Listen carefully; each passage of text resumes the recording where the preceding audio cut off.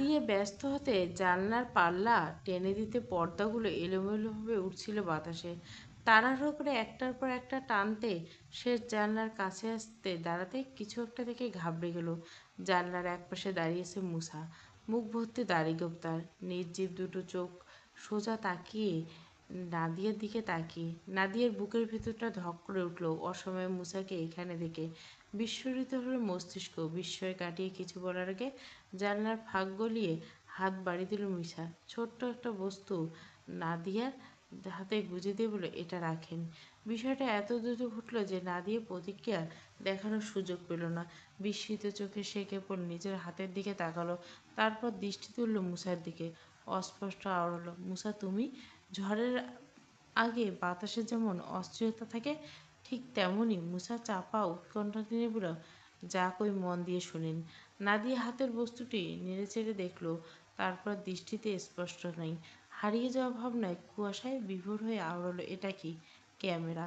মুসা সংক্ষিপ্ত উত্তরে কিঞ্চিত ভরকাল নাদিয়া বিমূর্ত মনে আওড়ালো, কি হবে এটা দিয়ে? কাল মাল নিয়ে কক্সবাজারে পাঠানো হবে আপনারে। শান্ত নদীর নিচে গোপনে বয়ে যাওয়া তীব্র স্রোতের মতো শোনালো মুসার কণ্ঠ। চকিত তাকালো নাদিয়ার পানে, উদ্বিগ্ন কণ্ঠে বলল, তুমি জানলে কি করে? মুসা প্রসঙ্গ এড়াতে ভরাট কণ্ঠে বলল, সব জানি আমি। আগে আমার কথা মন দিয়ে শুনেন। হ্যাঁ বলো। এই ক্যামেরা চুলোর খোপার সাথে সেট করে নিয়ে যাবেন কালকে। আপনার মাল নিয়ে সরাসরি এম এমপি কাদের সিদ্দিকের কাছে পাঠানো হবে। সেখানে সব যেন এই ক্যামেরা রেকর্ড হয়। মুসার কথাগুলো কানে পৌঁছতে মুখের রং বদলে গেল নাদিয়ার। চোখ দুটো বিস্ফারিত হয়ে সামান্য ফাঁক হলো ঠোঁট। শ্বাসরুদ্ধকর কণ্ঠে আওড়ালো, কি করতেছে মুসা? একবার ধরা পড়লে কি হবে ভাবতে পারছো? মুসার চোখে মুখে সামান্য পরিবর্তন নেই, তাকানোর ধরন এক আগের মতো নির্লিপ্ত, একরাশ নির্বিকার নির্বতা মোড়ানো। বহু ঝড় পেরিয়ে আসা আকাশের মতো শান্ত অথচ নিঃসঙ্গ। দীর্ঘদিন ধরে বুকের গভীরে পুঁতে রাখা পাথর মাটির উপর তুলে রাখার মতো উগরে দিল অনুভূতিহীন কঠিন বাক্য। ধরা পড়লে আপনারে বাইরে ফেলব, মরণের ভয় পান? সেদিন না করলেন চোখ বন্ধ করে মরতে পারেন। নাদিয়ার মুখে কোনো রকমের প্রতিক্রিয়া রেখে নেই, বিস্ময় না, প্রতিবাদ না, কষ্ট, কিছুই না। মুসার বলা কথাগুলো অনুভব করার শক্তি বহু আগেই নিঃশেষ হয়ে গেছে। ক্লান্ত নৌকা ঝড় বেয়ে যেমন নিঃশব্দে তলিয়ে যায় গভীর জলে, কোনো চিৎকার থাকে না, শুধু থাকে অদৃশ্য কোনো যাওয়ার দীর্ঘ নীরবতা, ঠিক তেমনই নির্বিকার হয়ে গেল নাদিয়া। মুসা চোয়াল শক্ত, চোখের নির্লিপ্ততায় নেই কোনো ভাঙন, কোনো আবেগ নয়, কম্পন নয়, শুধু বলল বাস্তবতা, ধারালো প্রান্ত ছুঁয়ে বেরিয়ে আসা নির্মম সত্য। শোনেন, নারীর মৃত্যু কেউ মনে রাখে না, মাইকিং হয় না, তাই তার মৃত্যু এমন হওয়া উচিত যেন তার ত্যাগের প্রতিধ্বনি মানুষের ঘুম কাড়িয়ে নেয়। কথার মাঝখানে বাইরে থেকে ভেসে এলো ভারী পায়ের শব্দ। শব্দটা কানে এসে নাদিয়ার বুকের ভিতর ঢক করে উঠল। মুসার দিকে তাকিয়ে শঙ্কিত কণ্ঠে বলল, তুমি যাও মুসা, সকালে ভোরে আমি দেখা করে আসবো। মুসা এক মুহূর্ত দেরি করল না, ছায়ার মতো নিঃশব্দে জানলার পাশ থেকে সরে গেল। ঠিক তখনই দরজায় কপাটে হালকা শব্দ তুলে ঘরে ঢুকলো ইমরান। নাদিকে জানলার পাশে দাঁড়িয়ে থাকতে দেখে জানলায় ফিরিয়ে তাকালো জ্যোৎস্নামাখা দাঁড়িয়ে থাকা নিঃশব্দ রাতের পানে। বলল, জানলার পাশে দাঁড়িয়ে কি করতেছে বউ? নাদিয়া খুব সাবধানে শাড়ির আঁচলে নিচে লুকিয়ে রাখলো ছোট্ট ক্যামেরাটা। ঠোঁট জুড়ে একটা শুকনো হাসি টেনে চপল পায়ে এগিয়ে এসে বলল, কই তেমন কিছু না। ইমরান মুচকি হাসি দিল, নাদিয়ার দিকে তাকিয়ে বলল, শরীর ভালো আছে? নাদিয়া রাগ ঢাকিন স্পষ্ট গলা বলে, কেন, শোয়ার জন্য? নাদিয়ার এমন চুপসে এলো ইমরানের চেহারা, মিনসে কণ্ঠে বলল, তাছাড়া কি তোমার শরীরের খোঁজখবর নিতে পারেন না আমি? তা তো নিতেই পারেন, কিন্তু এখন কেন নিতে চান সেটা বললে উত্তর দিতে সুবিধা হতো। নাদিয়ার কণ্ঠে আবেগে ছিটে ফোটা নেই, না আছে কোনো দ্বিধার গমন। নাদিয়ার স্পষ্ট কথার বিপরীতে ইমরান কিছু বলল না, উৎসুক কণ্ঠে বলল, কাল তো মাল নিয়ে অনেক দূর যাইতে হবো, তাই আর কি। আমি কেন? মনিরারে পাঠাইলে কেউ তো অনেক টাকার মাল, এমন বেশি, তাই বাইরের মানুষ দিয়ে করান যাইব না। কেন? যদি চালাকি করে? যদি আমি চালাকি করি? নাদিয়ার কথায় মুচকি হাসলো ইমরান, কণ্ঠে অগাধ বিশ্বাস নিয়ে বলল, সেটা করবা না বলেই জোহান তোমারে বাছাই করছে। শতক তুমি আমার বউ, চালাকি করে কত দূরে যাইবা? বিনিময়ে কুরুর হাসলো নাদিয়া, রহস্যময় কণ্ঠগুলো যদি কবরে চলে যায় ধরতে পারবেন, করতে পারবেন কিছু। অলক্ষণের কথায় বুকটা মুচড়ে এলো ইমরানের। সে ছটপটি হাত চেপে দিল নাদিয়ার মুখের উপর। কুকড়ে এসে কণ্ঠ বলল, এত কড়া কথা কইও না তো বউ, তোমারে কত ভালোবাসি জানো। মলিন হাসল নাদিয়া, কণ্ঠে এক আকাশসম অভিযোগ মিশে বলল, আপনার মনে আছে আপনি আমারে এই কথাটা রোজ কইতেন, এখনও তো কই, আমি তোমারে আমার নিজের চেয়েও বেশি ভালোবাসি। শেষবারের মতো নিজের কান্নাকে গিলিয়ে ফেলার চেষ্টা করলো নাদিয়া। ঠোঁটের কোণে যে অল্প বাঁক ফুটে উঠল তাও লুকিয়ে গেল নিঃশব্দে। মুমূর্ষু কণ্ঠে আওড়াল, আপনার ভালোবাসার শরীর কি অন্য কারো কাছে বিক্রি করে দেওয়া যায়? ভালোবাসা আর কারবার এক না বউ। যেখানে আমার আপন বোন বাঁচেনি সেখানে তোমারে কেমনে বাঁচাই। ভেসে এলো ইমরানের সহজ সরল স্বীকারোক্তি। বহুদিনে অব্যক্ত যন্ত্রণা চাপা দেওয়া এক পাতলা ভঙ্গুর আবরণে ঢাকা হৃদয়টা হু হু করে কেঁদে উঠতে চাইল হঠাৎ। চোখের কোণে জমে উঠল ভেতরের সমস্ত অস্থিরতা।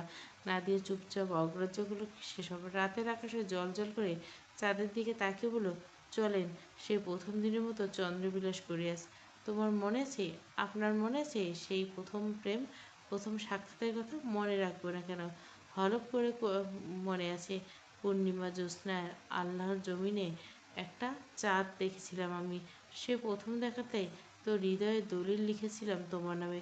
স্মিত হাসিল নাদিয়া। স্বামীর রোমাঞ্চকতার কথায় পুলকিত হয়ে লজ্জায় লালিমা হলো না গাল, বরং দীর্ঘশ্বাস ছিটকে বের হলো নাসিকাপথে। আনমনে বলল, সেই রাতের কসম খেয়ে একটা কথা রাখবেন আমার? কী কথা বউ? কারবারের কথা ছাড়ো, সব কথা রাখুন। কসম খাইলাম এই জ্যোৎস্না রাতের কসম। আপনার দলের পোলা মুসা আছে না, মুসার একটা চাকরির ব্যবস্থা করে দেবেন। নাদিয়ার এহেন কথার আবদারে বুড়ো কুচকে এলো ইমরানের। বিবর্ণ হলো চেহারা, বিব্রত হয়ে বলল, কি কব, সামনে ইলেকশন, মুসা থাকলে কেমন হইব? জেভান আব্বা দুজনে আমার উপর খেপবে। নাদিয়া ভেজা চোখে চাইল ইমরানের চোখের দিকে। সেই প্রথম সাক্ষাতের মতো কেড়ে নেওয়ার চেষ্টা করলো। বোকা লোকটা ধ্যান জ্ঞান সব কিছু। ব্যাকুল কণ্ঠ বলল, আপনি কিন্তু কসম কাটছেন। প্রেয়সীর আকুতি ভরা টলমলে চোখের দিকে তাকিয়ে বারণ করার সুযোগ পেল না। ইমরান নাদিয়াকে হ্যাঁচকা টেনে নিজের বুকের সাথে মিশিয়ে আহ্লাদি করল, আচ্ছা ঠিক আছে, যখন কাঠটা তখন এখন একটু কাছে এসো। রাতের শেষ প্রহরের দিকে গুটিয়ে নিচ্ছে নিজের কালো চাদর। পুরো প্রকৃতি যেন একটা দীর্ঘ নিঃশ্বাস নিয়ে নতুন দিনের জন্য প্রস্তুত হচ্ছে। পূর্ব আকাশের এক কোণে আবছা আলো ফুটতে শুরু করছে। ভোর ৫টা কি ৫:৩০। চেয়ারম্যান বাড়ির পেছন বাগানটায় গিয়ে দাঁড়ালো মুসা। কিছুক্ষণের মধ্যে নাদিয়া এসে দাঁড়ালো সেখানটায়। বাড়ির সকলে ঘুমে বুঁদ। শেষবারের মতো প্রয়োজনীয় কথাগুলো সেরে ফেলার এই তো সুযোগ। বুকের ভেতর বছরের পর বছর জমে না থাকা বলা শব্দগুলো মুক্তি দেওয়ার এই সুযোগ হয়তো আর নাও পেত। মুসার চোখে মুখে তীক্ষ্ণতা, সতর্ক দৃষ্টি, এপাশ ওপাশ সরিয়ে রাজভারী কণ্ঠে বলল, কী করবেন তাড়াতাড়ি শেষ করেন। নাদিয়ার মধ্যে ব্যস্ততার শেষ নেই, কথা বলার ভঙ্গিমায় নেই তাড়াহুড়ো। একটা তপ্ত শ্বাস টেনে ক্লান্ত ঠোঁটে বলল, শোন মুসা, কাল সারা রাত দুই চোখে ঘুম নেই। আজকের পর হয়তো আমার জীবনে আর কোনো রাত নাও আসতে পারে। জানো, আমার জীবনে যত কিছু রাতের আন্ধারে আসে, প্রেম হয়েছিল, আবার ধ্বংস, আর হয়তো মৃত্যু আসবে। আর যদি বাইচে ফিরতে পারেন তাহলে আপনার মতো নারী মুক্তি পাবে ভেবে দেখেছেন? কাদের সিদ্দিকের পর্দা ফাঁস হইলে কত নারীর শরীর বেঁচে যাবে ভাবতে পারছেন? এই ভয়ঙ্কর চক্র পুরো দেশের আনাচে কানাচে বিষধর সাপের মতো ছড়িয়ে গেছে। কত নারী না চাইতেও জড়িয়ে যাচ্ছে, নিজের শরীর বিক্রি করে দিচ্ছে এই ভয়ঙ্কর। মুসার গমগমে ধারালো কথার বিপরীতে কেবল একটা শুকনো ঢোক গিল নাদিয়া। ক্ষতবিক্ষত কণ্ঠে বলল, জানো মুসা, বাকি মেয়েদের মতো আমার অনেক স্বপ্ন ছিল। আমি ইন্টার পরীক্ষা দেওয়ার পর গ্রামে আমার নানুর বাড়ি বেড়াতে গেছিলাম। আসার পর ইমরানের সাথে দেখা, মনের মিল, প্রেম, তারপর বিয়ে। আমার বাবা মা এই বিয়েতে রাজি ছিল না বলে আমি অবাধ্য ইমরানের হাত ছেড়ে চলে এসেছি। আর সেখান থেকে শুরু হয় আমার জীবনের ধ্বংস। ইমরানের ছোট বোন চারু সবে মেডিকেলে পড়া শেষ করে বাড়ি ফিরছে। সাথে করে নিয়ে এসেছে তার হাজবেন্ড জুবেরকে। জুবের সাথে প্রেমের সম্পর্ক পরে পারিবারিকভাবে বিয়ে হয়েছিল দুজনের। তারপর থেকে ঢাকায় থাকতো চারু। দুজনে মেডিকেল স্টুডেন্ট, তাই একেবারে মেডিকেল পড়া শেষ করে দুজনে গ্রামে বাড়িতে কিছুদিনের জন্য বেড়াতে এসেছিল। ওরা আসার পর শুরু হলো এই চক্রের বিভীষিকাময় ভয়ঙ্কর অধ্যায়। আগে কেবল হাতে হাতে তাই পুলিশ হাতে ধরা পড়ার লস হতো প্রচুর। জীবন আর বিল্লাল চেয়ারম্যান কাদের সিদ্দিকীর সাথে ব্যবসা শুরু করেন, আর কাদের সিদ্দিকী নিরাপদ মাল ডেলিভারির জন্য দেখিয়ে দিল জঘন্যতম পথ। ওরা প্রথমে চারু আর জুবাইরকে এই কাজে সহযোগিতা করতে বলে ভেবেছিল টাকার লোভে রাজি হয়ে যাবে এক কথাতে, কিন্তু তাদেরকে আশাহত করে জুবাইর সরাসরি না করে দেয়। একটা মেয়ের এসব জীবন হানি ঘটবে, তার চেয়ে বড় কথা এসব বেইমানি নোংরা কাজে নিজেদেরকে জড়ানো সোজাভাবে অস্বীকার করে দেয় জুবাইর। চারুকে নিয়ে তৎক্ষণাৎ রওনা হয় ঢাকা ফিরে যাওয়ার, কিন্তু ওদের আর ঢাকা ফিরে যাওয়া হয়নি। যাওয়ার পথে জুবাইরকে নৃশংসভাবে হত্যা করে দেয় জীবন, আর চারুকে নিয়ে এসে বন্দি করে রাখে, দিনের পর দিন টর্চার করে এই কাজ করতে। আমি তখন বাড়ির একমাত্র গিন্নি। শাশুড়ি মা মারা যাওয়ার পর বাড়িতে মেয়ে বউ বলতে আমি ছিলাম। চারুর প্রতি এমন অবিচার মেনে নিতে না পারে আওয়াজ দিল পুলিশের ভয় থেকে, কিন্তু ওদের গায়ে লাগেনি। আমি বাধ্য হয়ে পুলিশ স্টেশন যাই। পুলিশ অফিসারকে নিয়ে সোজা বাড়িতে আসি চেয়ারম্যানের মুখোশ টেনে খুলে দেওয়ার জন্য, চারুকে মুক্তি দেওয়ার জন্য। কিন্তু সেই কাজটা আমার জীবনে চরম বোকামি ছিল। আমি বুঝতে পারিনি যাদের এত বড় চক্র আছে তাদের তো পুলিশের হাত আছে নিশ্চয়। তাই পুলিশ ওদেরকে ধরতে এসে আমার শাসিয়ে গেল। আমার মুখ চিরকালের জন্য বন্ধ করার জন্য নাম লিখে নিল এই নোংরা ব্যবসায়ী। তখন থেকে আমাকে দিয়ে দেশের আনাচে কানাচে মাল ডেলিভারি দেওয়া আর প্রক্রিয়া চালান করা হতো চারুকে দিয়ে, কারণ ওর মেডিকেল জ্ঞান ভালো। নাদিয়া কথাগুলো শুনে কিছুক্ষণের জন্য স্তব্ধ হয়ে রইল মুসা। চোখের সামনে ভেসে উঠল বহুদিনের মাটি চাপা দিয়ে রাখা অতীতের সে বীভৎস স্মৃতি। মায়ের অর্ধনগ্ন শরীর, বাবার অসহায়ত্ব আর মুন্নির হাহাকার। বুকের ভিতরে জমে থাকা পুরনো ক্ষতগুলো আবার নতুন করে রক্ত ঝরতে শুরু করলো। অদ্ভুত এক দহন ছড়িয়ে পড়ল মস্তিষ্কে। বিস্ময়িত কণ্ঠে বলল, এ দেশের প্রত্যেকটা তল তল্লাটে আপনার মতো হাজার নারী আছে, তাদের দিয়ে একই কাজ করানো হচ্ছে। নারীর শরীরকে ওরা ব্যবসার মাধ্যম করে তুলছে। দিনের পর দিন আপনার মতো কত সুন্দর স্বপ্নগুলো ভেঙে গুঁড়িয়ে দিচ্ছে। যত দিন যাবে এই ব্যবসার বিস্তার বাড়বে, তাই তার আগে মুখোশ টেনে খুলতে হবে। তার জন্য কি করতে হবে? ওদের মূল মাস্টার কাদের সিদ্দিকী, ওর পর্দা ফাঁস করতে হবে কোনো মূল্যে। নাদিয়ার বুক ফুলিয়ে শ্বাস টানল। চেহারা জুড়ে ছড়িয়ে ছিটে থাকা অসহায়তা আর নাপর যন্ত্রণাগুলো চাপা দিয়ে ফিরল চিরচরিত কঠিন রূপে। রুদ্রাণী কণ্ঠে বলল, আমার জীবনের মূল্য বেশি নয়। আমি আমার আমিকে বিসর্জন দিলাম এই সমাজে, এই দেশের জন্য। নারী মুক্ত। মুসা মুষ্টিবদ্ধ করলো, চোয়াল শক্ত করে তাকালো নাদিয়ার চোখের দিকে। বহুদিনে পড়ে থাকা আগ্নেয়গিরি বুকের ভিতর পুষে রেখে মুঠো বাঁধা হাতের উপর তুলল, তারপর স্লোগান দিয়ে চাপাসা বলল, হবে, জয় হবে। রাজনীতির লৌহ কপাটে ভেঙে জয় নারীদের হবে। মুসা আর দাঁড়ালো না। সকালের আলো ফুটে গেছে প্রায়, তাই দ্রুত পায়ে উম, বেরোতে নিল চেয়ারম্যানের বাড়ি থেকে। ঠিক তখনই পিছু ঢুকল নাদিয়া। একটা অন্যায় আবদার ছুড়ে দিল ঘষে, লাশ হয়ে ফিরলে প্রতিশোধ নিও, কিন্তু আমার ইমরানের কোনো ক্ষতি করো না। মানুষটা বড্ড বোকাশোকা। ফজরের আজানে মিনিট দশেক পরে ঘুম ভাঙল জামিলার। সংসার নামের চাকার পিষ্টে পিষ্ট হয়ে জামিলার কাছে ভোর মানে দায়িত্বের দীর্ঘ তালিকা। এই যেমন বিছানা ছাড়া আগেই আজও একটা হিসাব কষেছে। মনে মনে কী রান্না করবে, কীভাবে রান্নার সরঞ্জাম জোগাড় করবে, বসিরকে কী খাইয়ে কাজ পাঠাবে, মেয়ে দুটোকেও স্কুলে পাঠাতে হবে। সব কিছু একটা ছোটোখাটো হিসাবে করে ঘুম থেকে উঠে পড়ল। চোখে এখনও ঘুমের ভার। এলোমেলো আঁচলটা কাঁধে নিয়ে দরজা খুলে বের হলো জামিলা।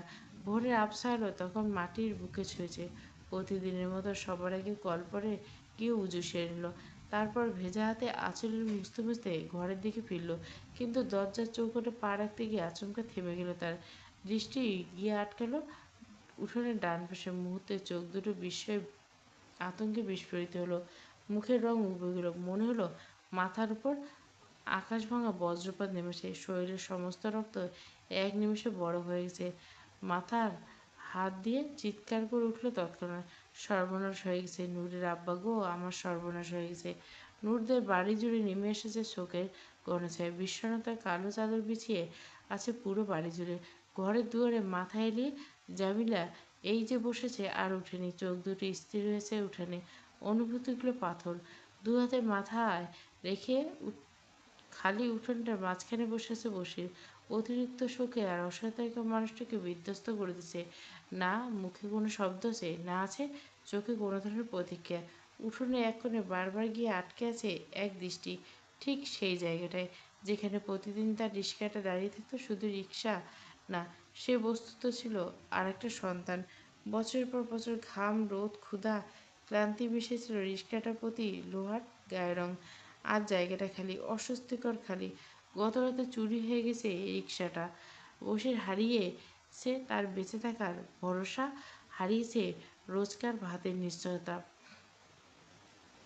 ভাগ্য সোজা পেটে লাথি মেরেছে বসির। একমাত্র রোজগারের পথ রিক্সাটা। গরিব কাজে রুজির পথ হারানো সম্পদ হারানোর মতো নয়, বরং নিঃশ্বাস কেড়ে নেওয়ার মতো ভয়ঙ্কর। নূপুর আর নূরের চোখ ফ্যাকাশে। দুই বোন গুটিসুটি মেরে বসে আছে জামিলার পাশে। ভোর পেরিয়ে সকাল 9টা, পেটে একটা দানা পানি পড়েনি। খাবার খাওয়ার কথা বেমালুম ভুলে গেছে সবাই। সামনে ভাত কী খাবে, পেট কীভাবে চলবে, সেই কথাই কাব্য। নির্মম বাস্তবতা ক্ষুধাকে ভুলিয়ে দিয়েছে নিষ্ঠুরভাবে। দীর্ঘ নীরবতা কাটিয়ে উঠে দাঁড়ালো নূর, এগিয়ে গেল বশিরের কাছে। বশিরের কাছে হাত রেখে খুব আশ্বস্ত করলো, আব্বা। বশির টলমলে অসহায় দৃষ্টিতে তাকালো নূরের দিকে। পুরুষ মানুষ বলে কাঁদলো না, পানি এলো না চোখে। নিঃস্ব বাবার মেয়ের মুখের দিকে তাকাতে ভেতরটা ভেঙে, পুরো পৃথিবী ভেঙে চুরমার হয়ে গেল। বোবা হয়ে গেল কথাটা। নূর একটা দীর্ঘশ্বাস এলো, শুকনো কণ্ঠ বলল, চলে না পা, থানায় যাব, মামলা দেবো। মাঝ নদীতে দিক হারিয়ে ভেসে থাকা বৈঠাইন নৌকার মতো অসহায় বুক নিয়ে ভুরু কুঞ্চন করলো বসির। ভাঙাটা বলল, মামলা দেওয়ার মতো টাকা কই পাবো মা? আমার তো সর্বনাশ হয়ে গেছে, পুলিশের কাছে যাইলে তো টাকা লাগবো। প্রদীপের শিকার মতো টালমাটাল নূরের কণ্ঠ। তবু বসিরকে সাহস জোগাতে বলল, তাই হলে তো হাত ঘুরে বসে থেকে যায় না আব্বা। কে কাম করছে তারে ধরতে হইবে না? কিছু করার নেই মা, কারো লগে আমার কোনো শত্রু নেই। কে আমার পেটে লাথি মাইরে রিক্সাটা কাইরে নিল? বসির কাঁদল না, তবে কথা বলার সময় স্পষ্ট টের পেল চাপা কান্না গিলে নেওয়ার আওয়াজ। নূর কিছুক্ষণ চুপ করে দাঁড়িয়ে রইল। পরিবারে এমন একটা বিপদে বড় মেয়ে হয়ে পাশে দাঁড়াতে না পারার ব্যর্থতা কুড়ি খেল। আচমকা কিছু একটা মনে পড়ার ভঙ্গিমায় মেয়েটা ঘরের ভেতরে দৌড়ালো। তারপর বিছানার নিচ থেকে টেনে বের করলো বহুদিনের লুকিয়ে রাখা একটা ছোট্ট মাটির ব্যাঙ। ব্যাংকটায় কিছু টাকা জমিয়ে রেখেছে, কত টাকা হিসাব করেনি, তবে মোটামুটি রকম জমিয়েছে। আজকে এই দুর্দিনে বাবার পাশে দাঁড়ানো এই মুখ্য, তাই দ্রুত ভেঙে ফেললো ব্যাংকটা। হাতের মুঠে ভাঁজ করে প্রায় অনেকগুলো টাকা বসির কাছে ছুটে এলো নূর। তারপর বসির দিকে টাকাগুলো বাড়ি দিয়ে বলল, এগুলো টাকা দিয়া হইবে বাবা? 1315 টাকা আছে। বিমূর্ত দৃষ্টিতে মেয়ের দিকে তাকালো বসির। বিস্মিত কণ্ঠ বলল, এত টাকা কই পেলে? তুমি যে মাঝে মধ্যে 5-10 টাকা দিতে স্কুল যাওয়ার, সব সেগুলো জোগাইছি। চলো এই টাকা নিয়ে থানায় যাই। মেয়ের কথা শুনে অক্ষিপট ছাপিয়ে জল চলে এলো বসির। মুমূর্ষু কণ্ঠে বলল, তুই তো এই টাকা কষ্ট করে জোগাড় করছিস মা, কিন্তু বাবা, এই টাকা তো তোমার কষ্টের ইনকামে ছিল। সব নষ্ট না করে থানায় চলো বাবা, চোর রিক্সা বিক্রি করার আগে ধরতে হবো। নূরের কথা সম্মতি জানালো। জামিলা অসহায় বলল, নূর যখন কইছে যাইয়ে দেখো না, পুলিশ কিছু করতে পারেনি। রিক্সাটা না পাইলে তো তোমার রুজি রোজগার বন্ধ হয়ে যাব, না খাইয়ে মরণ লাগবো সবার। বুকের গহীনে একটা দীর্ঘশ্বাস চেপে উঠে দাঁড়ালো বসে। কাপা হাতে নূরের টাকাগুলো পকেটে রাখতে রাখতে বললো, চিন্তা করি না জামেলা, যাইতেছি এখনই থানায় যাবো। তারপর নূরের মাথা হাত লেগে বলল, নূর মা, তুই আমার লগে আয়, পড়ালেখা জানিস, জানি না, মূর্খ মানুষ। পুলিশ যদি কোনো কিছুতে সাইন করতে কয়, ঠিক আছে বাবা, আমি বোরখাটা পরে নিই। ভর দুপুর, সূর্যের আগুনে ঢেলে দিচ্ছে বুকে। কাঁচা পাথরে ধুলোয় রোদের তাপে হিম আছে। বাতাস পর্যন্ত ক্লান্ত হয়েছে। কিছুক্ষণ হলো বাড়ি ফিরছে মূসা। সবার আগে গেছে নিজের ঘরে। প্রতিদিন দুপুরে ফিরে এসে আগে খাদিজাকে খাবার দেয় মূসা। তাই আজও তাড়াহুড়ো করছে, হাত মুখ ধুয়ে চলে গেল টেবিলের কাছে। মেহগনি কাঠের তৈরি ছোট্ট টেবিলটায় ভাত রাখা থাকে প্রতিদিন, কিন্তু আজ টেবিল খালি। কেন খালি বুঝতে না পেরে ঘর থেকে বেরোলো মূসা। পেরিয়ে এগিয়ে এলো নূরদের ঘরের সামনে, কিন্তু উঠোনে পেরোতে ভুরু কুঁচকে এলো মূসার। ঘরের দূরে জামিলাকে স্তব্ধ হয়ে বসে থাকতে দেখে বদলালো তাকানোর ধরন। চোখে মুখে বিভ্রান্তি ছায়া মেখে কৌতূহল করে বলে, এমনি বসে আছেন কেন মামি?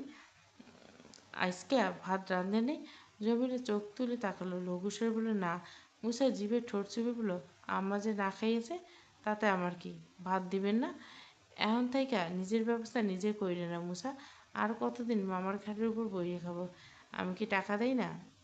যখন তখন পারি ততই তো দেই। এখন থেকে আর দিও না। সেই তত টাকা দিয়া নিজের পেটের চিন্তা করো। মশকরা করতেছেন? একবেলাই তো রাঁধেন, পরের বেলা তো রিজাই রাঁধে। মুসার কথায় বিরক্ত হল জামিলা। রেগে আগুন হয়ে কর্কশ কণ্ঠে বলল, শোনো মুসা, তোমার লগে তর্ক করার ইচ্ছে আমার নেই। মন মেজাজ ভালো নেই। তোমার মামার রিক্সাটা কাল রাতে চুরি হয়ে গেছে। মানুষটা কেমনে রুজি করবো, কেমনে এতগুলো মানুষের পেট চালাবো সেই চিন্তা পাচ্ছি না। তার মধ্যে তোমার হইল উটকো ঝামেলা। তোমার না থাকলে ঘরটাও তো ভাড়া দিয়ে কোনো মতো চালাতে পারতাম। জামিলের কথা তেমন একটা গায়ে মাখল না মুসা। তবে বসের রিস্কা হারানোর খবরটা একটু চমকালো বটে। অপ্রস্তুত মামার রিস্কা চুরি হয়েছে? জামিলা চাপা রাগ সংরক্ষণ করলো। কানে কি কম শোনো? চিন্তা করিও না, আমি একটা ব্যবস্থা করতেছি। কথাটা বলে দীর্ঘশ্বাস ফেলে মুসা অযথা কথা বাড়িয়ে প্রস্থানের জন্য পা বাড়ল বাড়ির বাইরের দিকে। মুসা চলে যেতে নিলে মনে করে যেন আচমকা পিছু রেখে নিল খাদিজা। শোন। মুসা দাঁড়িয়ে ঘাড় ঘুরিয়ে তাকালো। জামেলা বসা থেকে উঠে এলো তাড়াহুড়ো করে। কথার টোন পাল্টে বলল, পারলে চেয়ারম্যানের অনুরোধ কইরা কিছু সাহায্যের ব্যবস্থা কইরা দিলে ভালো হয়। মুসার চোখে মুখতে চিরচেনা গাম্ভুটে দাপত্য ছাড়িয়েছে ললাটে ফুটে। সে জামিলার দিকে তাকে কাট কাট বলল, হাত পাততে পারবো না মমি। মুসার এমন উত্তরে ভীষণ রকম অসন্তুষ্ট হলো জামিলা। চিরবিরে বলল, তা পারবা কেন? পারবা তো খালি মামার ঘাড়ে বইয়া খাইতে।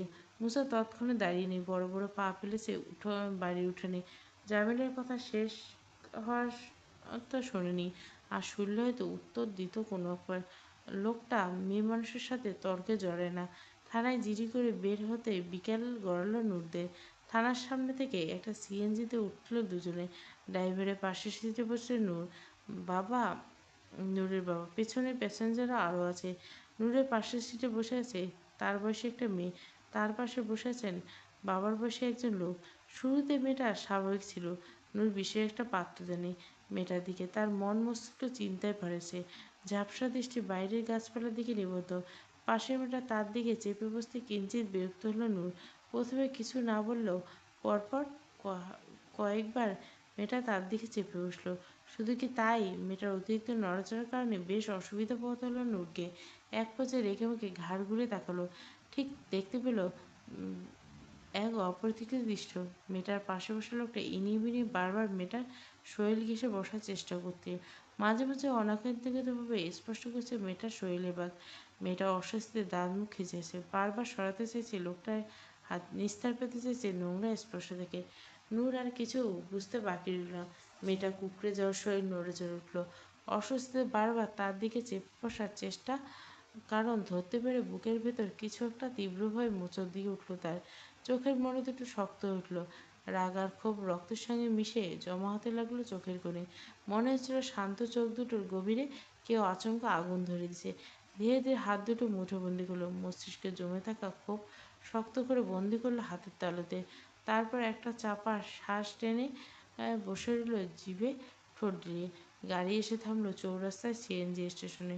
নূর আর তার বাবা নেমে পড়তে পেল গাড়িতে বসা ওই নোংরা লোকটা নেমেছে।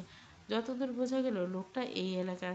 আশেপাশে কোথাও বাড়ি কিনা নিশ্চিত হওয়ার জন্য নূর পিছু নিতে চাইল লোকটার। কিরে মা, ওই দিকে কই যাইতেছ? নূর অন্যদিকে যেতে ডেকে বসলো বসির। নূর শুকনো ঢোক গিলে ইনিয়ে বলল, তুমি বাড়ি যাও আপা, আমি একটু আইতেছি, সময় লাগবো না। নূরের কথার বিপরীতে দ্বিতীয় কোনো কথা বা প্রশ্ন করার মানসিকতা নেই বসিরের। তাই নূরের কথায় সায় জানিয়ে একাই ধরল বাড়ির পথ। এদিকে নূর লোকটার পিছু নিত। যেতে যেতে একটা বাড়ির সামনে নূর পা টিপে টিপে পেছন দিকে গেল। একটা জানলা খোলা, উঁকি দিয়ে ভেতরের দিকে। ঘর ফাঁকা। লোকটা ছাড়া আর কাউকে না দেখে নূরের মাথায় গেল অশুভ চিন্তা। সে এক মুহূর্ত না দাঁড়িয়ে দ্রুত পায়ে বাড়ির দিকে ফিরল। মিনিট কুড়িকের মধ্যে বাড়ি ফিরল সে। বাড়ির অবস্থা ভালো বা যে যার মতো পড়ে আছে চিন্তায় বোধহয়, অথচ নূরের মাথায় এখন অন্য চিন্তা, অন্য নেশা। ঘরে ঢুকতে সবার প্রথমে স্কুল ব্যাগ থেকে বের করলো ধারালো স্টিলের। তারপর এদিক ওদিক তীর্যক দৃষ্টিতে মাপযোগ করে দ্রুত বেরিয়ে গেল ঘর থেকে। নূর হাঁটতে হাঁটতে লোকটার বাড়ির কাছাকাছি চলে আসলো। হাতে স্টিলের স্কেল নিয়ে শক্ত চেপে ধরলো। শরীর কাঁপছে অসংখ্যভাবে। মনে হচ্ছে আজ কুরুক্ষেত্র বাঁধিয়ে ছাড়বে মেয়েটা। বাড়ির সামনে পৌঁছাতে দেখতে পেল লোকটা বেরিয়ে যাচ্ছে বড় বড় পা ফেলে। কোথায় যাচ্ছে বোধহয়। হিতাহিত জ্ঞান শূন্য মস্তিষ্ক নূরের, কিন্তু দক্ষিণ উত্তর পূর্ব ভালো মন্দ কোনো কিছু বিবেচনা না করে আবারও পিছু নেওয়া শুরু করলো। ঠিক সেই সময় আচমকা সামনে এসে দাঁড়ালো মুসা। এক ঝটকায় নূরের পথ আটকে দিল সে। নূর চোখ পাকিয়ে তাকালো, হিস হিসিয়ে নিঃশ্বাস টেনে পাশ কাটিয়ে যেতে চাইলে মুসা দ্রুত শক্ত করে ধরে ফেলে কবজিটা। কই যাইতেছিস তুই? বুকের ভিতরে এতক্ষণ বন্দী হয়ে থাকা সমস্ত আগুন একসাথে বিস্ফোরিত হলো এই মুহূর্তে। শরীরে পুরুষের স্পর্শ লাগলে মাথার সমস্ত অবধি জ্বালাপোড়ন শুরু হলো। একমাত্র নিজের বাবার স্পর্শ ছাড়া পৃথিবীর কোনো পুরুষের স্পর্শ সে সহ্য করতে পারে না, মুসারও না।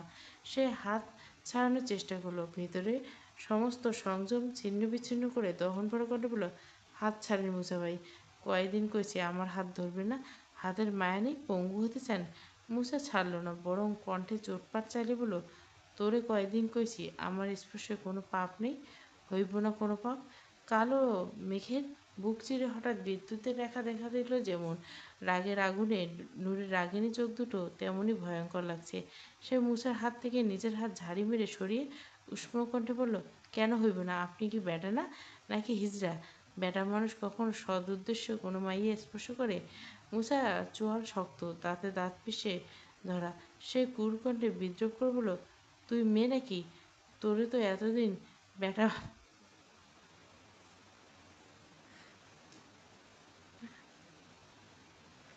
বেটা ভাবতাম আমি, বোরখা পরা বেটা। আপাতমস্তক জ্বলে উঠল নূর। কিছু বলতে যাবে, দেখতে পেল ওই লোকটা দৃষ্টিসীমানার বাইরে চলে গেছে। সে অপমান গিলে ধূপধাপ পা ফেলল। আবার নূরের এমন অবস্থা দেখে কিঞ্চিত হকচকালো মুসা। ট্রমাটাইজ মেশা যে নিজের মধ্যে নেই সে ভালো করে বুঝতে পারল। তন্মধ্যে নূরের হাতের স্কেলটা দেখে আরেকটু বিস্মিত হলো নয়ন। দিন দুপুরে মেয়েটা কিছু একটা ঘটিয়ে ফেলবে, সে পরিস্থিতি ভয়ঙ্কর হয়ে যাবে, সেটা বুঝতে পেরে বাঁধ সাজল মুসা। তড়িৎ ছুটে গিয়ে পুনরায় হাত চেপে দিল নূরের। আবার কই যাস? নিজেকে ছাড়ানোর চেষ্টা করে নূর ক্রুদ্ধ কণ্ঠে চেঁচিয়ে বলল, ওই লোকটা একটা মায়ের শরীর ইচ্ছা করে কইরা হাত দিছে মুসা ভাই, পোলারে হাত কাটতে দিতে, ছাড়েন আমারে। মুসা নূরকে শক্ত করে চেপে ধরে ধমকে উঠে বলল, অত সাহস দেখাস না নূর, বয়সের আগে বড় হওয়া ভালো না। নূর হাঁপাচ্ছে, উঠানামা করছে তার বুক। সে এক আকাশ পরিমাণ আক্ষেপ নিয়ে চেঁচিয়ে উঠল ফের, আমার কপালে বয়সের গিয়ে বড় হওয়ার অভিশাপ লেখা আছে।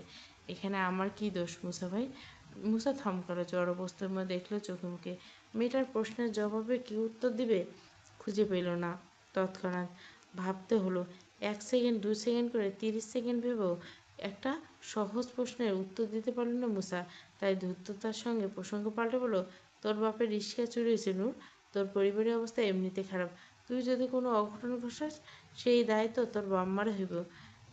নূরের আগুন ছোঁয়া কৃষ্ণচূড়ার মতো রাগিনী নয়নজলে দপ করে নিভে গেল। একরাশ রসত্ব গলা চেপে ধরল, ভাঙা কণ্ঠে বলল, কে করলো এমন মুসা ভাই? আমার আব্বার রিক্সাটারে নিজের সন্তানের মতো ভালোবাসতো, গরিবের পেটে লাথি মেরে কি পায়? মুসা একটু নরম হলো, গলার স্বর গম্ভীর করে বলল, যা হওয়ার হয়েছে, বাড়ি যা এখন, দেখি কি করা যায়। প্রলম্বিত শ্বাস টানল নূর, আক্ষেপ করে বলল, যদি আর একটু বড় হইতাম ঢাকায় গিয়ে একটা চাকরি করতাম, আব্বার সব চিন্তা দূর করতে পেতাম। নূরের কথা অসন্তুষ্টের গাঢ় ছাপ পড়ল মুসার। নির্জীব চেহারা কণ্ঠস্বরে বলল, চাকরি করা অত সহজ নাই। আমি ড্যাশ নিয়ে পারলাম না, আর তোর কি মনে হয় ড্যাশ ছাড়া তুই ঢাকা শহরে টিকতে পারবি? নূরের মুখটা চুপসে গেল, চোখের দৃষ্টি নামলো ভাটা।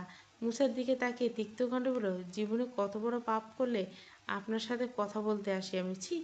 মুসা কথা বাড়াল না, নূরের তিক্ত কথার বিপরীতে অপচয় করল না কোনো শব্দ। কাঠখোট্টা স্বরে বলল, পাপ যা আছে ব্যাগে নিয়া সোজা বাড়ি যা, মাথা গরম হইলে যদি আমি পাপ করা শুরু করি তা তোরে কেউ বাঁচাতে পারবে না। মুথার কথায় বিপরীতে বিদ্রুপ হাসল নূর, ভয় পেল না একরত্তি। এক বুক আত্মবিশ্বাস নিয়ে স্পষ্ট করে বলল, আমি জানি আপনি থাকতে আমার কোনো পাপ ছুঁইতে পারবে না। রাত আনুমানিক 8টা। ঘন সুপারি বাগানে মাথাগুলো অন্ধকারে একে অন্যের গায়ে ঝুঁকে আছে। পাতার ফাঁকে গলে আসা চাঁদের ক্ষীণ আলো মাটির গায়ে ছিন্ন বিচ্ছিন্ন হয়ে পড়ে আছে। পুরো বাগান অদ্ভুত স্তব্ধ। দূরে কোথাও রাত জাগা কোনো পাখির ডাক মাঝে মাঝে নিস্তব্ধতার বুক চিরে ধরিয়ে আবার হারিয়ে যাচ্ছে। সেই অস্বস্তিকর নীরবতার মাঝখানে দাঁড়িয়ে আছে মুসা, হাতে কোদাল। প্রত্যেকটা কোপের সাথে সাথে ভারী নিঃশ্বাসগুলো মিলিয়ে যাচ্ছে ঠান্ডা বাতাসের সাথে। 3 দিন আগে মৃত্যু যন্ত্রণা সইতে না পেরে আজীবনের জন্য মারা গেছে রায়হান। লাশ থেকে বেরোচ্ছে পচা গন্ধ, পোকামাকড় কিলবিল করছে সারা শরীর। এরূপ ভয়ঙ্কর দৃশ্য সাধারণ মানুষ দেখলে শিউরে উঠল, বমি করে মুখে ধরল। ধর্ষণের জন্য জঘন্য অপরাধের শাস্তি হতে এর চেয়ে ভালো কেউ ভাবে না। মুসা মাটি খুঁড়ছে, লাশটাকে আজীবনের জন্য গোপন করার আয়োজন করছে রাতের আধারে। ঠিক সেই নিস্তব্ধতা ভেঙে ভেসে এলো মোবাইল ফোনের রিংটোন। কোদাল ফলার আধখোলা মাটি গেঁথে শিরদাঁড়া শক্ত হয়ে ওঠা মুসা প্যান্টের পকেট থেকে ছোট্ট বাটন ফোনটা বের করতে কানে ধরতে ওপাশ থেকে ভেসে এলো স্বামীর উত্তেজনা। লাশ আইছে মুসা ভাই, চেয়ারম্যান বাড়িতে নাদিয়া ভাবির লাশ। চেয়ারম্যান বাড়িতে শোকের ছায়া নেই, নেই কান্নার শব্দ। নিরীহ মেয়েটার মৃত্যুর জন্য বুক চাপড়ে কাঁদার কেউ নেই। মেয়েটা সত্যিই দুর্ভাগা। ভালোবেসে পালিয়ে বিয়ে করার অপরাধে তার পিছু ছাড়ল না। জীবনের শেষ প্রহরে নিয়তি তাকে দিল না একটুখানি শান্তি, দিল না স্বাভাবিক কোনো বিদায়। মৃত্যুর মুহূর্ত তার ভাগ্যে লেখা রইল শুধু নির্মমতা। খাটিয়ার উপর শুইয়ে রাখা নিথর দেহটাতে প্রাণের স্পন্দনে সাদা কাপড়ে মোড়ানো শরীরটা নিশ্চুপ হয়ে পড়ে আছে। তার অতৃপ্ত আত্মা শিউরে বসে গুনগুনে কাছে, চাতক পাখির মতো ব্যাকুল চোখে ফিরছে তার জীবনের সবচেয়ে প্রিয় মানুষগুলিকে। কিন্তু কেউ নেই, এলো না কেউ। তার মৃত্যুবেলায় তাকে বিদায় দেওয়ার জন্য তার বাবা মা এলো না, হয়তো খবর পাঠায়নি, কিংবা খবর পাঠানোর প্রয়োজন মনে করেনি কেউ। অতৃপ্ত আত্মাটা আজ হাড়ে হাড়ে টের পাচ্ছে বাবা মায়ের অমতে ভালোবাসার হাত ধরে বেরিয়ে এসে কত বড় ভুল করছে। নিশ্চয় বাবা মায়ের বুক ফাটা দীর্ঘশ্বাস আর অভিশাপ তাকে তাড়া করছে। হয়তো সেই অভিশাপ আজ তার নিয়তির পাতায় এক নির্মম পরিণতি লিখেছে। কথায় বলে বাবা মায়ের কষ্ট পেয়েছে আত্মনা নাকি আসমান জমিন কেঁপে ওঠে। আজ সেই কথার ভার নিজের নিঃশব্দে মৃত্যুর ভেতরে অনুভব করছে নাদিয়ার অতৃপ্ত আত্মাটা। ঘরের ভেতর গোপন আলোচনায় মুখোমুখি বসে যায় জেভান ইমরান। ঘর জুড়ে থমথমে নীরবতা, দেওয়ালের কান পেতে শুনছে তাদের কথোপকথন। ইমরানের চোখ দুটো টকটকে লাল হয়েছে কান্নায়, চোখের কোণে জমে থাকা অশ্রু বারবার ঝাপসা করে দিচ্ছে দৃষ্টি। নিজের গাফিলতি, সবচেয়ে প্রিয় জিনিসটা হারিয়ে ফেলার তীব্র অনুশোচনা তাকে ভেতর থেকে চূর্ণ করে দিচ্ছে। কণ্ঠটা বারবার ভেঙে আসছে, শব্দগুলো ঠোঁট পেরিয়ে বেরোতে চাইছে না। প্রতিটি শব্দ বুকের গভীর ক্ষত ছিঁড়ে বেরিয়েছে। এটা কি হইল জোভান? এটা তো কথা ছিল না। তোমার বউ যে বেইমানি করবো সেটা তো কথা ছিল না ইমরান ভাই। জোবানের চোখে মুখে আজ ইস্পাতের চেয়েও কঠিন, মুখোভাবে জমে আছে অদ্ভুত শীতলতা। নাদিয়ার মৃত্যু তার অনুভূতি দরজায় সামান্য কড়া নাড়তে পারেনি। তার দৃষ্টিতে নেই সেই শোকের ছায়া, সে অনুতাপের সামান্য আঁচ। ইমরান রোষে কাটল, দাঁতে দাঁত চেপে হিসেবে বলল, কি এমন বেইমানি করছে যে তার বাচ্চা আমার বউটাকে মাইরে দিছে? পাথরের মতো স্থির মুখোভাবে এ পর্যায়ে ক্রোধে ছায়া নেমে এলো জোবানের। চোয়াল শক্ত করে দাঁতে দাঁত চেপে কঠোর বলল, মুখ সামলিয়ে কথা বল ইমরান। তোমার বউ গোপনে ক্যামেরা নিয়ে কাদের সিদ্দিকের গোডাউনে ঢুকেছিল। ক্যামেরা নিয়ে ঢুকেছে বেশ করছে, তোরে ওর জীবন নিয়ে নরক বানিয়ে দিছোস। সবাইকে জানাতে চাইছি, যদি সত্যি সত্যি কামটা করতে পারতো আমি খুশি হতাম। গদ্দারি তো ভালোই শিখছো ইমরান ভাই। তুমি তাহলে নাদিয়াকে ক্যামেরা নিয়ে পাঠিয়েছ? জোবানের ছুরি দেওয়া মিথ্যে সন্দেহ দিয়ে সোজা গিয়ে ইমরানের মস্তিষ্কে বিদ্ধ করলো। নিজেকে সামলাতে না পেরে চেপে ধরল জোবানের কলার, ক্রোধিত কণ্ঠে বলল, কথা সাবধানে ক জোবান ভাই, ভুলে যাস না আমি তোর বড়। ইমরানের জারি জুড়ি ধার ধারল না জোবান, কটাক্ষ শুরু হলো, বয়সে বড় হলে বুদ্ধিতে এখনো হাঁটুর নিচে। একটা মেয়ে মানুষের জন্য এভাবে কান্নার শোভা পায়? ইমরান নিজেকে নিয়ন্ত্রণ করতে না পেরে ধাক্কা মেরে ছাড়ল জোবানের কলার। রক্তাক্ত কণ্ঠে বলল, ও আমার বউ, আমার মৃত বউ নিয়ে টিটকারি করবি না জোবান। জোবান শান্তভাবে নিজের শার্টের কলা ঠিক করতে করতে ক্রুর কণ্ঠে বলল, রাখো তোমার বউ, আর একটু এদিক ওদিক হলে আমাদের ব্যবসা তো ডোবাতে, আর সাথে আমাদেরকেও ডোবাতে। আমার না দিয়ে মরে যাওয়ায় খুশি হয়েছিস তাই না? খুশি হব কেন? ব্যবসার সবচেয়ে বিশ্বস্ত মানুষ এত বড় একটা ধোঁকা দিয়ে ফেললো। সামনে ব্যবসা চালাতে কঠিন হবে এটাই ভেবে চিন্তা হচ্ছে। ইমরান ক্ষুব্ধ কণ্ঠে বলল, এই লাশের জায়গা একদিন তুই থাকবি জোবান। পাপের পাল্লা ভারী হচ্ছে। জোবান ক্রুর হেসে বলল, করি তো একই পাপ, পাপ আমার যা তোমারও তাই ইমরান ভাই। ইমরান খ্যাপা বাঘের ন্যায় ফোঁসফোঁস করলো, রাগে কাঁপতে কাঁপতে বলল, আজ থেকে এই কারবারে আমি নেই, কথাটা মাথায় ঢুকে নেই। জোবান তুচ্ছ তাচ্ছিল্য করে বলল, তুমি থেকেও বা কী করছো? এক বউ দিয়া সুবিধা পেতাম, সেটাও গদ্দারি করে কবরে চলে গেল। বেলা গড়িয়েছে। শেষ রাতের দিকে নাদিয়ার মৃত্যুর খবর পেয়ে সাথে সাথে চেয়ারম্যান বাড়িতে এসেছেন মুসা। এতে করে সন্দেহ বাড়ত। জোবান বুঝে যেত নাদিয়াকে সেই পাঠিয়েছে ক্যামেরা নিয়ে। তাই সবার সন্দেহ এড়াতে প্রায় সক 10টা নাগাদ চেয়ারম্যান বাড়িতে পা রাখল মুসা। এলাকার কয়েকজন মাছ আছে, উঠোনে বসে আছে, কারো চোখে জল নেই। একজন ইচ্ছে করে কাঁদতে চেয়েও ব্যর্থ হচ্ছে। ভেতর থেকে উথলে ওঠা আবেগের কান্নাটা কাঁদতে গিয়ে হাঁপিয়ে উঠছেন তিনি। চেয়ারম্যান বাড়ির পেয়ারা গাছটার কাছে দাঁড়িয়েছিল মনিরা। তার চোখে জল নেই, আসার প্রয়োজন মনে করছে না, তাই এসেছে। এমন একটা ভাব চোখে মুখে। কারো মৃত্যু কাঁদার জন্য প্রয়োজনীয় কষ্টের অভাব তার নেই। নিজের কষ্ট শেষ নেই। যেখানে কেউ মরল নাকি বাঁচল তাতে কি। তবে এখানে সবচেয়ে বেশি অসহায়তা বোধ হয় চারুলতা। মেয়েটা পাথরের মতো নিথর হয়ে বসেছে নাদিয়ার লাশের কাছে। চোখ থেকে গড়িয়ে পড়া জল শুকিয়ে দাগ পড়ছে। মুছা চুপচাপ এসে দেখলো সেখানটায়। চারু মুছাকে দেখে কেন জানি ঠোঁট ভেঙে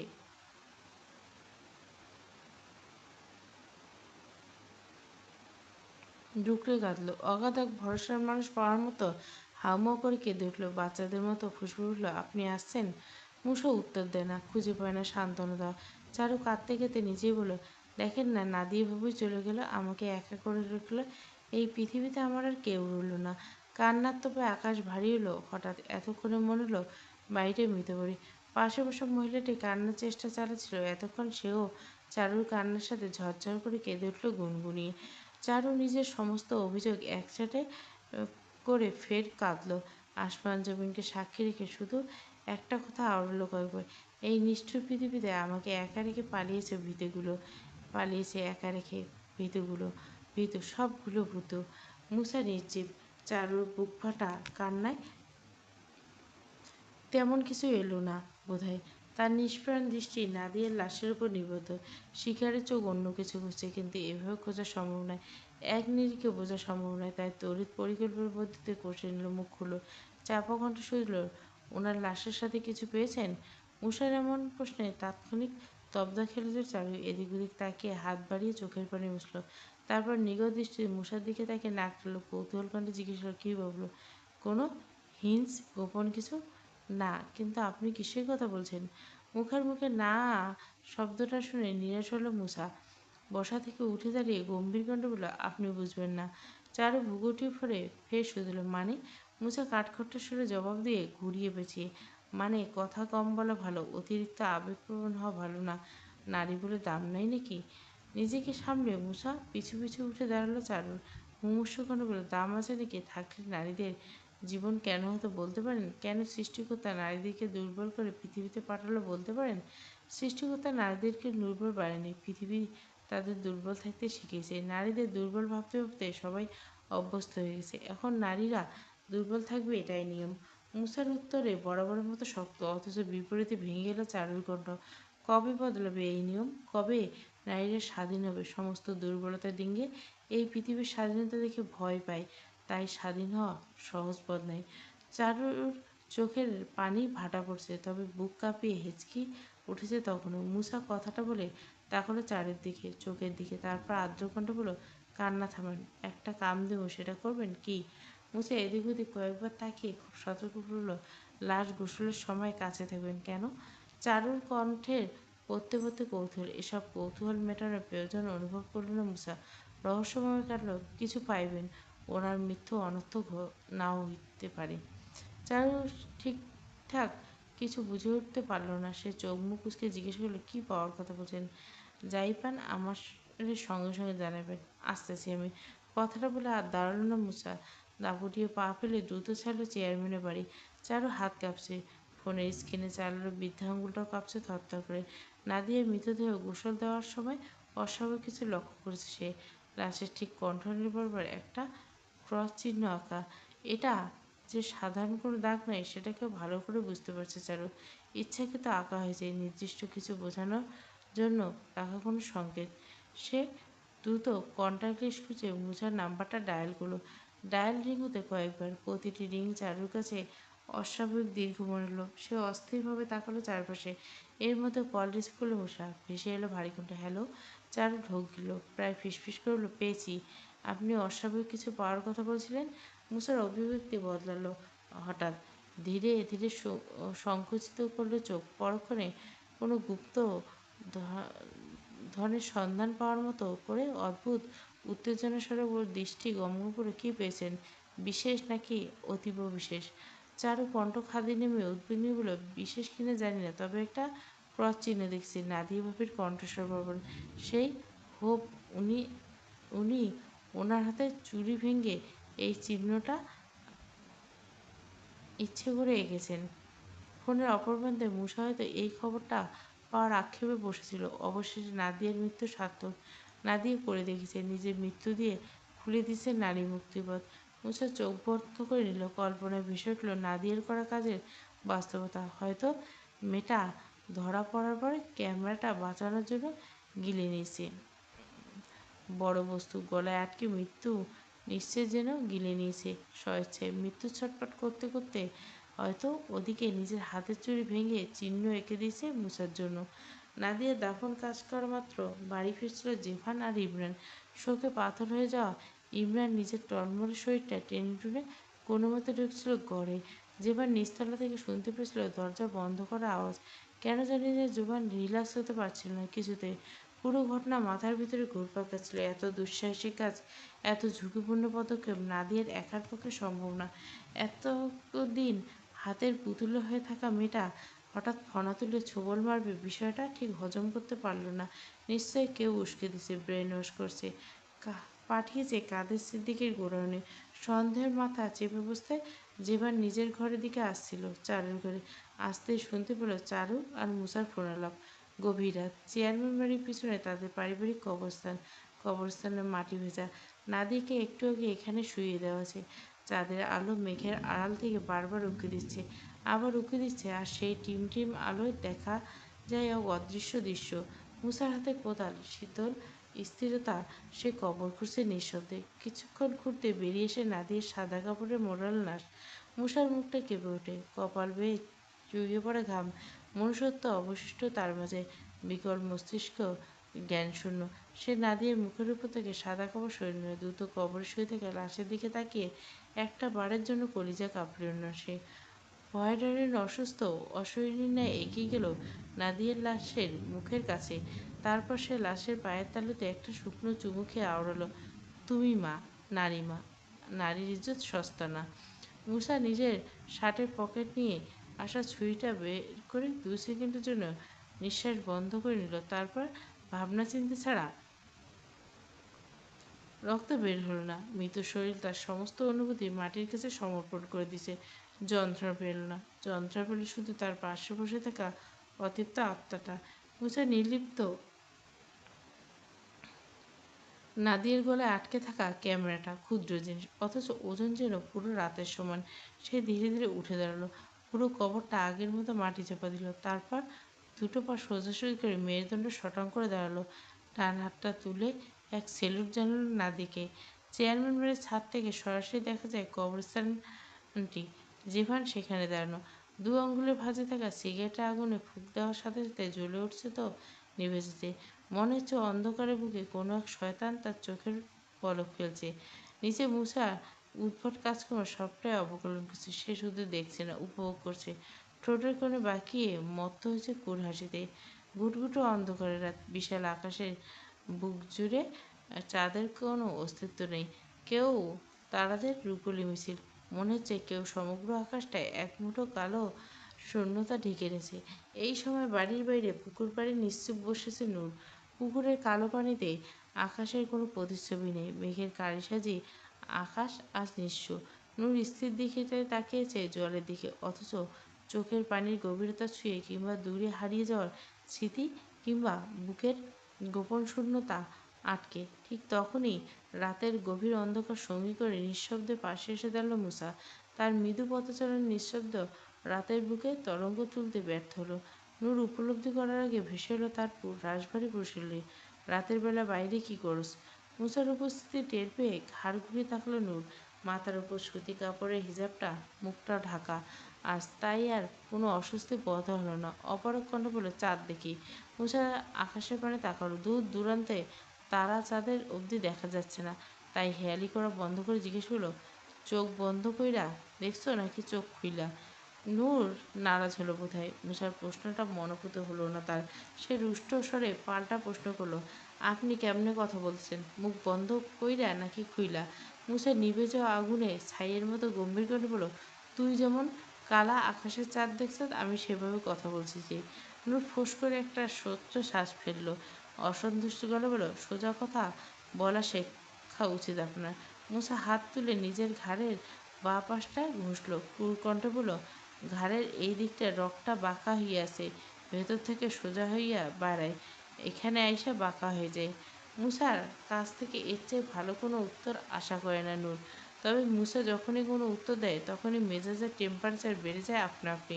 তাই মুসার সাথে কোনো কথা বাড়ালো না। মুসার দিকে একটা তপ্ত দৃষ্টি নিক্ষেপ করে পুরোনো পুকুরের কালো জলরাশির দিকে কয়েক পল কাটল নির্বিকার। শক্ত চেহারা, এক প্রশস্ত জড়তা নিয়ে মুসা নীরবতা ভেঙে বলল, ঘরে যা, প্রায় ধরে গেছে। আন্দারে ভয় করে না? নূরের চাহিনি পরিবর্তন দেখা গেল না। সে থমথমে গেল, এই আন্দারের চেয়ে বেশি আন্দার আমার কলঙ্কিত জীবনটা। মৃত্যুর মতো ভয়ঙ্কর প্রত্যেকটা মুহূর্ত। বিনিময়ে কোপ কাব্য বিনিময় করার আগে বিদ্রুপ হাসল মুসা। নীরের কণ্ঠে বলল, তুই যদি আমার যন্ত্রণার অর্ধেক ছুতি, তাহলে বুঝতি মৃত্যু নয়, বেঁচে থাকাটাই কেমন ভয়ঙ্কর। শৈশব বানান শেখার আগে শৈশব হারিয়ে যাওয়ার ভাবনার তার চেয়ে ভয়ঙ্কর মুসা ভাই। মুসার ঠোঁটের হাসি আরও প্রগাঢ় হলো। আজকাল হুটহাট কারণ ছাড়া এভাবে হাসে সে। আজও হাসল। নূরের দিকে তাকিয়ে ঠোঁট ঘষল কপালে বৃদ্ধা আঙুলে। তারপর দাড়িতে হাত বোলাতে বলতো, কথায় তো আছে, অল্প বয়সে পাকলে বাল, দুঃখ থাকবে চিরকাল। নূরের চাহিনি বদলে এলো। এবার কটকট করে মুসার দিকে তাকিয়ে উঠে দাঁড়ালো ধূপধাপ। তারপর মুসার মুখোমুখি এসে চিরবিড়ে বলল, জীবনে যদি কখনো সুযোগ পাই, আপনার মুখে একটা বোমা মারব আপনি। মুসার শুধু শব্দগুলো তাচ্ছিল্য বলল, আমার বাল ছেঁড়া যাইব না, ঘরে যা। নূর বিরক্তিতে দাঁতে দাঁত পিষল। মুসাকে কিছু বলবে গজব পড়ে রাগে শরীরটা সে জ্বলে যাচ্ছে পা থেকে মাথা অবধি। তাই মুসার সাথে আর একটা কথা না বাড়িয়ে সোজা হাঁটা ধরল ঘরের দিকে। মুসা টু শব্দ করলো না। নূর পাশ কাটিয়ে চলে যেতে মুসা সিগারেট ধরলো। সিগারেটের গন্ধ পেয়ে রুখল নূরের পথ। নূর থমকে দাঁড়ালো। কি মনে করে চুপটি মেরে চাইল মুসার দিকে। কাল থেকে মুসাকে ভাত দেয়নি তার মা। রান্নার মেয়েটা আসতে দেখল না। তার মানে রান্না হয়নি নিশ্চয়। তাহলে লোকটা খেলো কি? প্রশ্নটা মাথায় আসতে মনটা ভার হয়ে গেল নূরের। অস্বাভাবিক কণ্ঠে জিজ্ঞেস করলো, কিছু খাইছেন? মুসা ভেবেছিল নূর চলে গেছে, কিন্তু পেছনে নূরের কণ্ঠ পেয়ে কিঞ্চিত অপ্রস্তুত হলো। সে ঘাড় ফিরে গম করল, হা। সামান্য উত্তরে মন ভুলল নূরের। তাই ফের শুধু, কি খাইছেন? মুসা দুই আঙ্গুলের ভাঁজে সিগারেট পুড়ছে, সেটার দিকে তাকিয়ে বলল, আকিস বিড়ি। নূর একটা শুকনো ঢোক গেল। লোকটা দাহায় খেয়ে আছে বুঝতে পেরে মনটা খারাপ হলো। ভারাক্রান্ত করে বলল, বিড়ি খেলে পেট ভরবে। মুসা নির্লিপ্ত টানলো সিগারেট। তারপর নূরের দিকে সিগারেট বাড়ি দিয়ে বলল, খাইয়ে দেখবি? নূর ভ্যাবাচ্যাকা খেয়ে গেল। তিরিক্ষি করে বলল, আমি খাইতে যাবো কোন দিকে? ধূমপান স্বাস্থ্যের জন্য ক্ষতি। বালছেড়া কথা যত কম কবি তত স্বাস্থ্যের জন্য বলো, ফোন এখান থেকে। মুসার কথায় ভীষণ অপমানিত বোধ করলো। যে ভালো কথা বলতে এসে 10টা বাঁকা কথা শোনার অভিজ্ঞতা আজকের নয়। তবুও কেন ভালো মানুষটি দেখাতে ইচ্ছে করে খোদাই জানে। নিজের উপর নিজের চরম বিরক্তি নিয়ে নূর বড় বড় পা ফেলে ঘরের দিকে যেতে যেতে খিটখিট কণ্ঠে বলল, আল্লাহ যেন আপনার মুখে একটা বোমা মারার তৌফিক আমার দেয়। নূরকে ঘরে পাঠিয়ে কিছুক্ষণ স্থির হয়ে দাঁড়ালো মুসা। তারপর এদিক সেদিক তাকিয়ে সপ্তপানে গিয়ে বসলো ঠিক নূরের বসে থাকা জায়গাটা। তারপর নূরের মতো নিথর দৃষ্টিতে তাকালো পুকুরের কালো জলের দিকে। অন্ধকারে বুক থেকে এক অদৃশ্য উত্তর খুঁজে বের করার চেষ্টা চালিয়ে ব্যর্থ। নিজের উপর চরম বিরক্ত হয়ে উঠে দাঁড়ালো ঘরে ফেরার জন্য। উঠোন পেরিয়ে ঘরের দরজার সামনে এসে কয়েক মুহূর্ত থামলো। মুসা অজানা কারণে বুকটা ধুকপুক করে উঠল। হঠাৎ তেমন একটা গুরুত্ব না দিয়ে ঘরের দরজা ঠেলে ভিতরে পা রাখতে পৃথিবীটাই দুলে উঠল আচমকা। মুহূর্তের মধ্যে শীত দ্বারা বরফের মতো শক্ত হয়ে গেল। বুকের ভেতরটা হৃৎস্পন্দনটা এক লাফে ভুলে গেল স্বাভাবিক ছন্দ। প্রতিটি স্নায়ুতে ছড়িয়ে পড়লো আতঙ্ক। ভেঙে ভেঙে ডাকলো কোনোরকম, আম্মা। ঘরের চাল শক্ত আড়ালের সাথে ঝুলে আছে খাদিজার নিথর শরীর। বাতাসের ধাক্কায় দোল খাচ্ছে আর নড়ছে বেঁকে যাওয়া পা দুখানা। মুসা শ্বাসকষ্ট রুগীর মতো শ্বাস নিল। হাঁসফাঁস করে দৌড়ে এলে জড়িয়ে ধরল খাদিজার পাখুনা।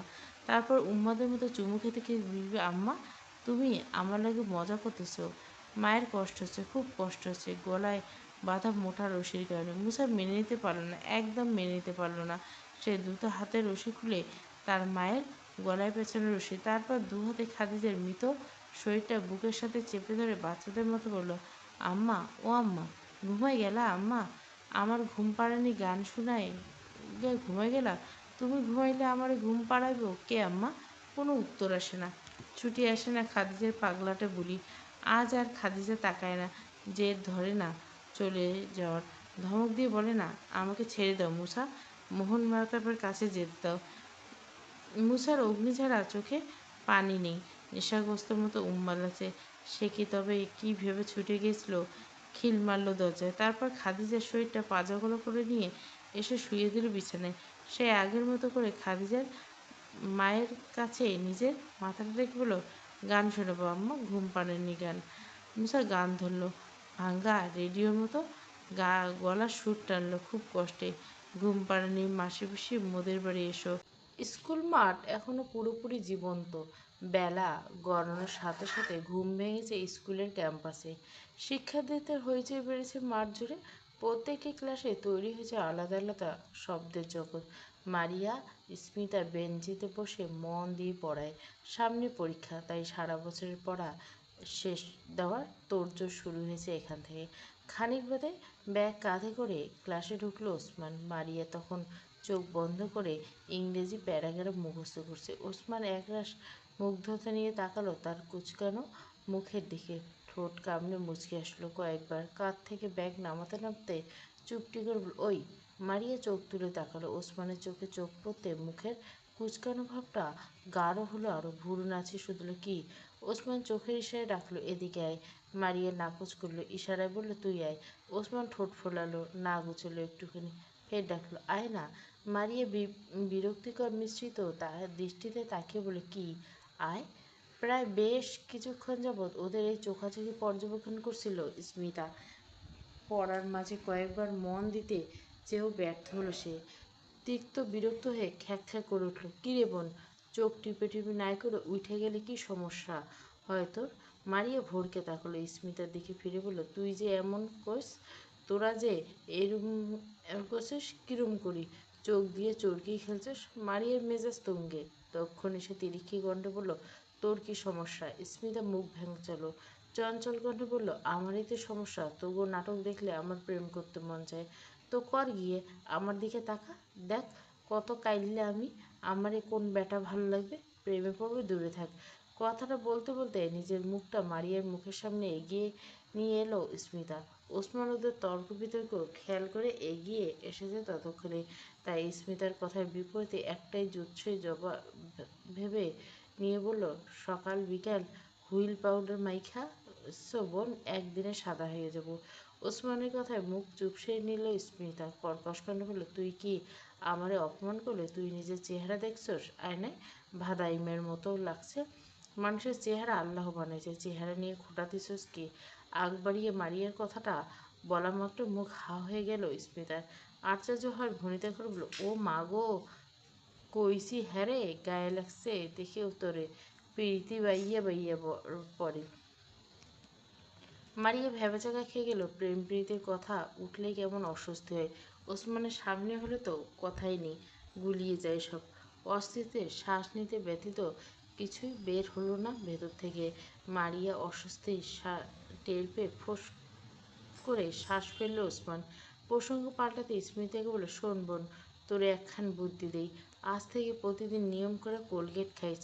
কোলগেটে আছে লবণ আর 100 লেবুর শক্তি। তোর মনকে ভেতর থেকে পরিষ্কার করে দেবে।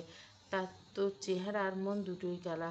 স্মিতা রেগে আগুন হয়ে চিরবিয়ে বলল, তুই আজ থেকে গরুর গোবর খাইস, তোর ব্রেন ছাড়া মাথায় পদ্মফুল ফুটবে। স্মিতার কথায় নাক টানল মারিয়া। মুখে হাত দিয়ে বলল, গোবর আর গু ছাড়া তোর আর কোনো সম্বল নেই, কথায় না পারলে কথা কইস না। গু গোবর টানার কোন অভ্যাস? তালে তাল মিলে ওসমান বলল, আরে ঝগড়া করার জন্য পেছন চুলকায় একগার। রাগে ফুসফুস করে স্মিতা টেবিল থেকে উঠে খ্যাপা শাড়ির মতো এগিয়ে গেল ওসমানের দিকে, কটমট করে বলল, আয় তোরে একটু চুলকায় দে। স্মিতার এমন কাণ্ডে হকচকালো মারিয়া। ওসমানকে ধরার আগে হড়বড়ে বলল, তুই মাইয়া হয়ে কোন পোলার চুলকানোর কথা কইতে লজ্জা করলো না? স্মিতা তিরিক্ষি কণ্ঠে বলল, তুই মাইয়া হয়ে একটা পোলার লগে চোখ টিপে টিপে করতে লজ্জা করে না? স্মিতা লজিক্যালের কথায় হতভম্ব হয়ে চোখ উল্টালো। মারিয়া তাজ্জব হয়ে আওড়ালো, আহ, কিসের সাথে কি, পান্তা ভাতে ঘি? স্মিতা বাঁকা দৃষ্টিতে ওসমানের দিকে তাকিয়ে কুর কণ্ঠে বলল, যেই কিপটার লগে প্রীতি করার ধান্দা আইসো সেই কিপটা পান্তা ভাত দিবনি, ওইটা ভাব। ঘি দেওয়া পাওয়ার মতো বিলাসিতা! এত বড় অপমানে মেজাজ গরম হলো ওসমানের। স্মিতার বলা কথাগুলো বিরোধিতা করলো, তুই আমারে অপমান করতেছিস মুটকি? আমি যদি ওরে বিয়ে করি তাহলে প্রতিদিন গরুর গোস্ত খাওয়ামু। কথাটা বলতে বলতে মারিয়া উষ্ণ চোখের দিকে তাকিয়ে কণ্ঠ নিভে এলো ওসমানের, মুখটা চুপসে গেল আমের আটির মতো। শুষ্ক ঠোঁট দুটো টেনে টেনে কোনোরকম প্রসারিত করে মারিয়ার দাঁতে দাঁত পিষল। কি রে, কি করলি তুই? ওসমান চোরা চোখে তাকালো স্মিতার দিকে, তারপর পা বাড়িয়ে একটা ল্যাং মেরে বলল, মুটকির বাচ্চা দিল্লি তো ফাঁসিয়ে। দাঁত কেলিয়ে শয়তানি হাসলো স্মিতা। ওসমানকে রেখে ক্লাস থেকে বেরিয়ে গেল। এবার বস ছেলে, আমি যাই। স্মিতা চলে যেতে মারিয়া চোখ রাঙা দিকে তাকিয়ে ওসমানের দিকে শুকনো ঢোকলে বলল, এমনে তাকাইছিস কে? মারিয়া ভুকুটে দিল বলে, কেমনে তাকাইছি? ওসমান লঘু স্বরে বলল, লুজ কইরে তাকা। দৃষ্টিতে কুঞ্চিত পড়ল মারিয়ার। অপ্রস্তুত হয়ে জিজ্ঞেস করল, কেমনে? লুজ মানে নরম করে তাকা। মারিয়া শুনে দুটো শ্বাস ফেলল, দৃষ্টি পরিবর্তন করলো, নরম করে বলে, তাকাইলাম। ওসমান নমিত দৃষ্টি তুললো, এবার চাইতে গিয়ে বাঁধল বিপত্তি। সঙ্গে সঙ্গে দৃষ্টি নামল, এমনি তাকাইছিস না, আর একটু নরম করে তাকা। মারিয়া এবার একটুখানি কোমল করে তাকালো, মুক্ত চাহনিতে টানলো শীতলতা। প্রগাঢ় কণ্ঠে বলে, নে তাকাইলাম। ওসমান চোখ তুলে ফের মুখ নয়নে তাকালো মারিয়ার চোখের দিকে। হরিণী আঁখি জোড়া উষ্ণ চাহনিতে এক নির্ভরতা ছোঁয়া ছিল, অঘোষিত এক ভালোবাসার মৃদুশক্তি। হাত তুলে চোখের উপর চশমাটা ঠেললো কয়েকবার। আঙুলগুলো কাঁপলো অস্বাভাবিকভাবে, ঘন ঢোক গেল, অথচ বুকের ভেতরটা অস্থিরতা কমল না। রুদ্ধশ্বাস কণ্ঠে বলল, চোখ সরা মারো, আমার কলিজার পানি শুকিয়ে যাচ্ছে। মারিয়া বিচলিত হলো, দ্বিধাগ্রস্ত কণ্ঠে জিজ্ঞেস করলো, কেন? ওসমান বুকে হাত চেপে নিজেকে শান্ত করার চেষ্টা রেখে অস্ফুট এসে বলল, জানি না। মারিয়া ঠোঁট টিপে স্মিত হেসে নাজুক কণ্ঠে বলল, আমি কমু? তুই জানোস? একটু একটু জানি। আচ্ছা ক। ঘন ঘন ওঠানামা করছে মারিয়ার শীর্ণ বুক, হৃৎপিণ্ড প্রতিটি ধূপখানি আর শ্বাসগতিতেও সে দেখছে। চোখের পাতাগুলো কাঁপছে অকারণে, দৃষ্টি জুড়ে খেলা করছে অদ্ভুত আড়াল। সাদা স্কার্ফের কোনায় আঙুল পেঁচালে অবচেতন অস্থিরতা আর অস্বস্তিতে দগ্ধ কণ্ঠস্বর মিলন ঘটিয়ে অবশেষে বলল ওঠো, আমারে ভালোবাসছস? ওসমান চমকা হয়ে তাকালো। মারিয়ার বলা ক্ষুদ্র বাক্যটি থমকালো তার মনোযোগ। শুধু শোনা গেল বুকের ভেতরে দ্রুততর হয়ে ওঠা শ্বাসের ক্ষীণ আওয়াজ আর হৃদের মাঝে ছুটে চলা অনুভূতির উন্মত্ত পদধ্বনি। ওসমানকে চুপ থাকতে দেখে অধৈর্য হলে মারিয়া ব্যাকুল কণ্ঠে শুনল, কী কথা? ওসমান অকপটে অনুভূতি উষ্ণতায় মোড়ানো দৃষ্টিতে মারিয়ার চোখের দিকে তাকিয়ে রইল কিছুক্ষণ। তারপর সামান্য এগিয়ে এসে মূল্যবান জিনিস স্পর্শ করার মতো মারিয়ার হাতটা এনে রাখলো নিজের বুকের উপর। প্রকম্পিত কণ্ঠে আওড়াল, তোরে দেখলে আমার বুকটা এখানে ধুকপুক করে, কলিজাটা শুকিয়ে যায়। এই ডারে কী কয় আমি জানি না। মারিয়া অনুভব করলো তার হাতের তালুর নিচে ওসমানের বুকটা অস্বাভাবিক ছন্দে কাঁপছে। প্রতিটি হৃৎস্পন্দন স্পষ্ট, অদ্ভুতভাবে জীবন্ত। ওসমানের সমস্ত অস্থিরতা, অপেক্ষা, নির্ভেজাল আকাঙ্ক্ষা আর অব্যক্ত ভালোবাসাকে ছুঁয়ে ফেলার অনুভূতিতে ভারী হয়ে উঠল মারিয়ার শ্বাস। সে শ্রিয়মান কণ্ঠে আনল, তোর অবস্থা যদি এমন হয় তাহলে আমার খবরটা পাইলে তো ভয়ই পাবি। ভয় পাবো কেন? তোর মনের খবর শোনার লাগিয়ে তো আমার এত বেরাম। মারিয়া চট করে নিজের হাতের গুটিয়ে নিল, অবরুদ্ধ কণ্ঠে বলল, কাছে আসিস না, বুকে শব্দ সব কইয়া দিব। মুচকি হাসলো ওসমান, অবদ্ধ মনটাকে একটু আশকারা দিয়ে বলল, তাহলে কাছেই আইসে শুনি তোর বুকটা আমার নাম কয় কি না। বুকটা যদি সত্যি কথা কইতে শুরু করে আমি কিন্তু লজ্জায় মরে যাব। তুই লজ্জায় মরবি আর আমি বুকে ব্যথা, হিসাব সমান সমান। ওসমান মাথা নিচু করে ঠোঁট কামড়ে হাসল। দীর্ঘ প্রতীক্ষার শেষে পাওয়া এক অদ্ভুত প্রশান্তি। আর্দ্র জল চিকচিক করে উঠল চোখের কোণে। অজানা আনন্দে পুলকিত হৃদয়ে অনুভূতির বাঁধ ভেঙেছে আজ। সে ভাঙন স্রোতে ভেসে যাচ্ছে। সমস্ত দ্বিধা, সমস্ত ভয়, সমস্ত পূর্ণতা জমাচ্ছে শুধু এক অনাবিল প্রশান্তি। মারিয়া টলমল চোখে চাইল সামনে দাঁড়িয়ে থাকা সহজ সরল বোকাশোকা ছেলেটার দিকে। আকুল গণ্ড বলল, ভালোবাসিস? সেই কবে থেকে কইলি না তো? তোর দিকে চাইলে ডর লাগে, এখন ডর করে না? করে তো। ডরাইলে ভালোবাসি কেমনে? ভালোবাসি দেইখা তো ডর করে। ওসমানের মাথা এখনো নিচের দিকে নোয়ানো। মারিয়ার দিকে তাকানো, কথা বলার সাহস তার নেই। অথচ মারিয়া দ্বিধাগ্রস্ত। সে চায় ওসমান তার চোখের দিকে তাকাক, নয়নে নয়ন রেখে বলুক, ভালোবাসি, ভীষণ ভালোবাসি। মারিয়া উৎসুক করলো ওসমানের কাছ থেকে ভালোবাসি কথাটা শোনার জন্য। ছটফট করে উঠল হৃৎপিণ্ড। সে জিভে ঠোঁট চেপে আইডিয়া করে বলল, প্রপোজ করবি না? ওসমান নিঃশ্বাস বুক চেপে চাইল মারিয়ার লালক মুখের দিকে তাকাতে। ভেতরটা ফেটে যেতে চাইল অজানা ভালো লাগে। কয়েকবার ঢোক গিলে গলার কাছে আটকে থাকা অনুভূতিগুলো সামলানোর চেষ্টা করে বলে, কি দিয়ে প্রপোজ করবো? উপহার দেওয়ার মতো কিছু নেই। আব্বা মাত্র 10 টাকা দিচ্ছে, লাগবো না কিছু, এমনি কর। ওসমান চুপ করে এলো। কিছুক্ষণ ক্লাসরুম ভরে গেছে সহপাঠীর আনাগোনায়। এরকম একটা জায়গায় প্রপোজ করতে গেলে স্কুলে মুখ দেখাবে পারবে না লজ্জা। বন্ধুদের খোঁজাখুঁজি আর ফিসফিসানিতে অতিষ্ঠ হবে জীবন। কথাগুলো ভাবতে ভাবতে কানের ডগা পর্যন্ত গরম হয়ে উঠল। ওসমানের চুপিসারে মারিয়ে গিয়ে বলল, মাঠের ওই পাশে গিয়ে দাঁড়া, আমি আইতেছি। মারিয়ে নীরবে মাথা নাড়ল কেবল। ক্লাসের কোলাহলে চিৎকার চেঁচামেতে ছাপিয়ে তার সমস্ত ধ্যান পড়েছে একটু পর কী হবে সেটাই। মাথার ভেতর বারবার ঘুরছে সম্ভাবনার নানা ছবি। বহু অপেক্ষিত এই দিন। বহু অপেক্ষিত কথাটা শোনার পর ঠিক কী হাল হলো ওসমানের বলা সেই কথাগুলো? কেমন হবে? তার কণ্ঠ কাঁপবে নাকি খুব শান্তভাবে, খুব নিশ্চিতভাবে বলবে? আর তখন তখন তার নিজের ভেতরটা কী হবে? সে হাসবে নাকি চোখ ভিজে উঠবে, নাকি দুটোই হবে? কথাগুলো ভাবতে ভাবতে মাঠের শেষ প্রান্তে গিয়ে দাঁড়ালো মারিয়া। এর মধ্যে কড়া রোদ মাথায় নিয়ে হন্তদন্ত ছুটে এলো ওসমান। বুকে হাত রেখে হাঁপানো কণ্ঠে বলল, ধানশালিক। ধানশালিক ডাকটা আজকেই প্রথম শুনল মারিয়া। এর আগে এই ডাক কখনো শুনেনি। তাই অস্বাভাবিকভাবে চোয়াল বেঁকে এলো তার। অস্ফুট বলল, কে তুই? কবে নাম রাখলি? অনেক আগে। আচ্ছা এখন কি বলবি সেটা বল। ওসমান লম্বা একটা শ্বাস টেনে টানল। তারপর মারিয়াকে ফেলে দোকানে গিয়েছিল একটা ডেইরি মিল্ক চকলেট এনেছে। সাথে চকলেটটি মারিয়ার দিকে বাড়িয়ে দিয়ে খড়খড়, আই লাভ ইউ ধানশালিক। তুই আমার বকুল গন্ধে অনুভূতি, আমার অভ্যাস, আমার নিঃশ্বাসের মতো সত্য আবেগ। মারিয়া একটা চাপা শ্বাস গোপন করে নিল। বুকের আঙ্গিনায় গলা শুকিয়ে আসছে। তার বুকের ভেতর বইছে জলশ্বাস। কথা ফুরিয়ে যাচ্ছে, ভাষা ভুল হারিয়ে যাচ্ছে। মাঝগাঙ্গে আটকে যাওয়ায় পীড়া এলোমেলো হচ্ছে। সে হাত বাড়িয়ে কবুল করে নিল ওসমানের ছোট্ট উপহার। আবেশিত কণ্ঠে আওড়াল, তুমি আমায় এমন ভালোবাসিস? লোকে যেন বলে তাবিজ করছে। ওসমান মুচকি এসে বলল, এক অপ্রত্যাশিত আবদার ছুড়ে দিয়ে বলল, একটা ঝুমু তোরে?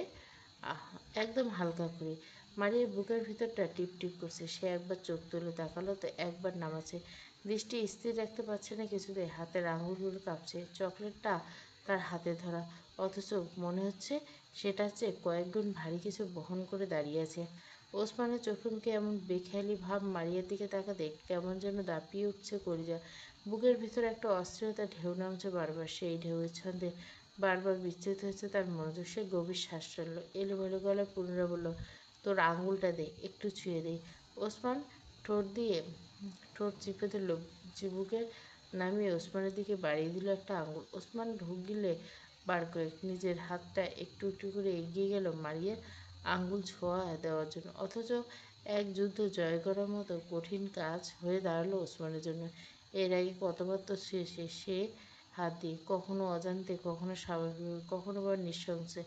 অথচ কী হলো? কেন আজ ওর একটা আঙুল ছোঁয়া বিশ্বযুদ্ধের মতো কঠিন লাগছে?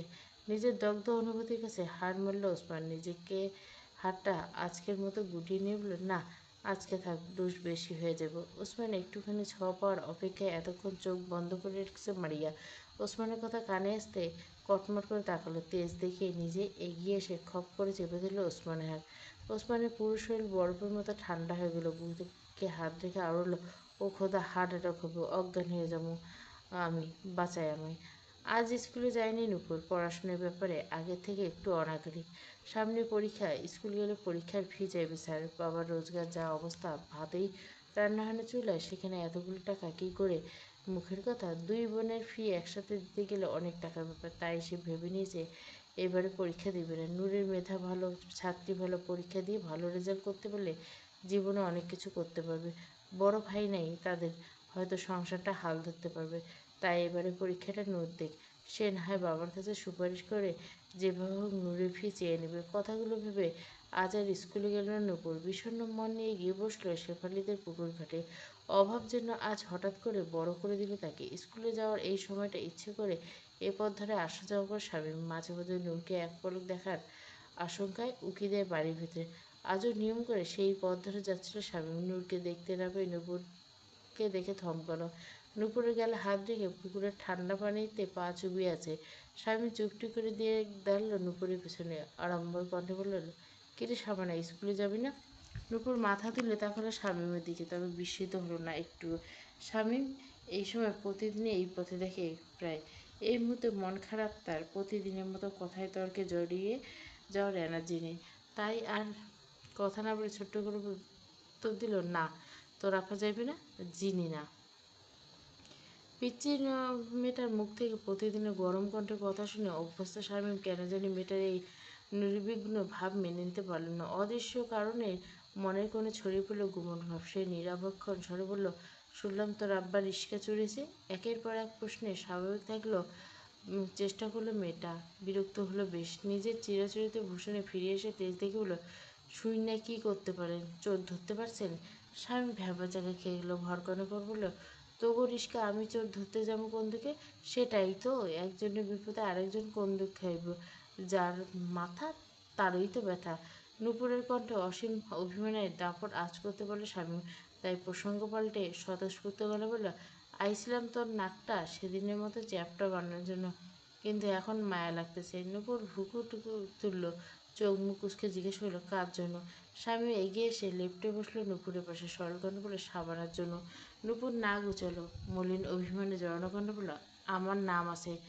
নিঃশব্দে ফোকলা হাসলো স্বামী। বিষণ্ণতায় নুয়ে পড়া বৃষ্টি ভেজা শিউলি ফুলের মতো নূপুরের মুখখানার দিকে তাকিয়ে কথা ভুলে গেল। নূপুরের চোখের কোণে জমে থাকা অভিমানটা যেন গোলাপের পাপড়ির মতো আটকে শিশিরবিন্দু। গোমরা মুখটা লাগছিল রুষ্ট বসন্তের মতো, নীরব কোমল অথচ হৃদয় কাঁপানো সুন্দরী।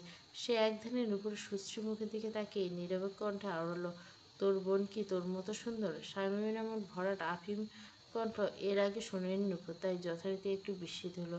সে ড্যাব ড্যাব করে তাকে বলল, আমি সুন্দরী? স্বামী চোখ দিয়ে ইশারা করলো নূপুরের ঠোঁটের দিকে। নাক সেটে বলল, লিপস্টিক ছাড়া সুন্দর। এডি মানছি না ঠোঁটে, লিপস্টিক আমার প্রিয়। স্বামী মুগ্ধ দৃষ্টিতে তাকিয়ে রইল নূপুরের মুখের দিকে। ভাবশূন্য কণ্ঠ বলল, কাজল দিছে শালুক ফুলের মতো সুন্দর লাগবে। আমি সুন্দর তাই হিংসা করতেছেন? কখন হিংসা করলাম? এই যে কাজল মাখা শাকচুন্নি হওয়ার বুদ্ধি দিচ্ছেন। সামনে চোখ রাঙায় তাকালো নূপুরের দিকে।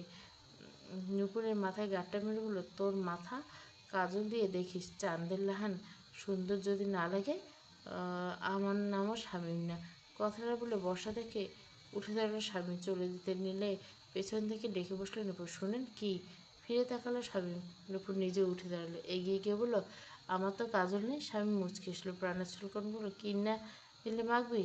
কেমনে লাগাবো আগে বলেন? শালুক ফুলের মতো নাকি চাঁদের মতো? তার চেয়ে বেশি সুন্দর লাগবে। তাইলে আয়না দিন একটা কাজল, দেখবো কেমন লাগে।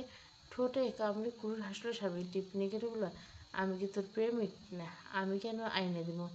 শামীমের মুখে এমন কথা শুনে লজ্জা পেল নূপুর। কি বলবে ভেবে না পেয়ে নামিয়ে নিল চিবুক। স্বামী অত শত ভাবেনি, তাই অস্বস্তি বিন্দুমাত্র স্পর্শ করলো না তাকে। খুব সাবলীল সাদামাটা কণ্ঠে বলল, শোন, শুনেছি সন্ধ্যার পর মেলা বসবে হাটে, যাবি তুই? কাজল কিনে দিব। স্কুলে বার্ষিক পরীক্ষা শুরু হবে 3 ডিসেম্বর থেকে। নবম শ্রেণী থেকে দ্বাদশ শ্রেণী উত্তরণের দীর্ঘযাত্রা শেষ করে শেষের পথে এগিয়ে যাচ্ছে। সামনে নতুন এক বর্ষের পরীক্ষা। বাবার আর্থিক সমস্যার কারণে এখনও পরীক্ষার ফি জমা দিতে পারেনি নূপুর। পরীক্ষা দিতে না পারায় অজানা অনিশ্চয়তা ভারে মনটা খারাপ হয়ে আছে সকাল থেকে। স্কুলে এসেছে পর্যন্ত, ক্লাস থেকে বের হয়নি আজ। বিষণ্ণ হৃদয়ে মাথা গুঁজে বসে আছে বেঞ্চের উপর। কপালের সঙ্গে লেগে আছে ঠান্ডা কঠোর স্পর্শ, অথচ সেই শীতলতার ভেতরে অস্থিরতাকে শান্ত করতে পারছে না। কিছুক্ষণের মধ্যে কথা বলতে বলতে ক্লাসে ঢুকলো মারিয়া, স্মিতা আর ওসমান। বেঞ্চের এক কোণে নূরকে মাথা নিচু করে বসে থাকতে দেখে কিঞ্চিত লো তিনজনে একে অপরের দিকে ছোট্ট দৃষ্টি বিনিময় করে এগিয়ে গেল নূরের দিকে। কিরে, এমনি বসে আসোস? নূর নড়েচড়ে উঠে শটাং হয়ে মুমূর্ষু চোখে তাকালো তিনজনের দিকে। অল্প সাথে এমনি। স্মিতা বারবার ছটপটে স্বভাবে। সে এগিয়ে এসে পাশ ঘেঁষে বসলো নূরের, তারপর এক হাত নূরের কাঁধে রেখে বলল, পরীক্ষার প্রিপারেশন কেমন? নূর একটা দীর্ঘশ্বাস ছাড়ল, বিষণ্ণ গলা বলল, পরীক্ষা দিব না আমি। নূরের কথাটা যেন বিস্ফোরণ ঘটালো সবার মধ্যে। তিনজনে কিংকর্তব্যবিমূঢ় হয়ে শুধলে, কেন দিবি না? উত্তর দেওয়ার মতো কিছু পেল না। নূর এবারের মতো ছোট এমনি। তিনজনে কিছু বুঝে উঠতে না পেরে চাওয়াচি করলে। এক মুহূর্তে গুমট পরিবেশ ভেঙে স্মিতা থমথম কণ্ঠে জিজ্ঞেস করলো, কী হয়েছে কবি, তো কেন দিবি না পরীক্ষা? যে প্রশ্নের উত্তর নূরের কাছে নেই, সে প্রশ্ন বারবার শুনতে বিরক্ত হলো। নূর নিজের বাবাকে কিছুতেই ছোট করতে জানে। বন্ধুদের সঙ্গে ঢাকঢোল পিটিয়ে তার বাবার আর্থিক অবনতির কথা বলে, তাই এ কথাটা রুট কণ্ঠে ভাল লাগে না।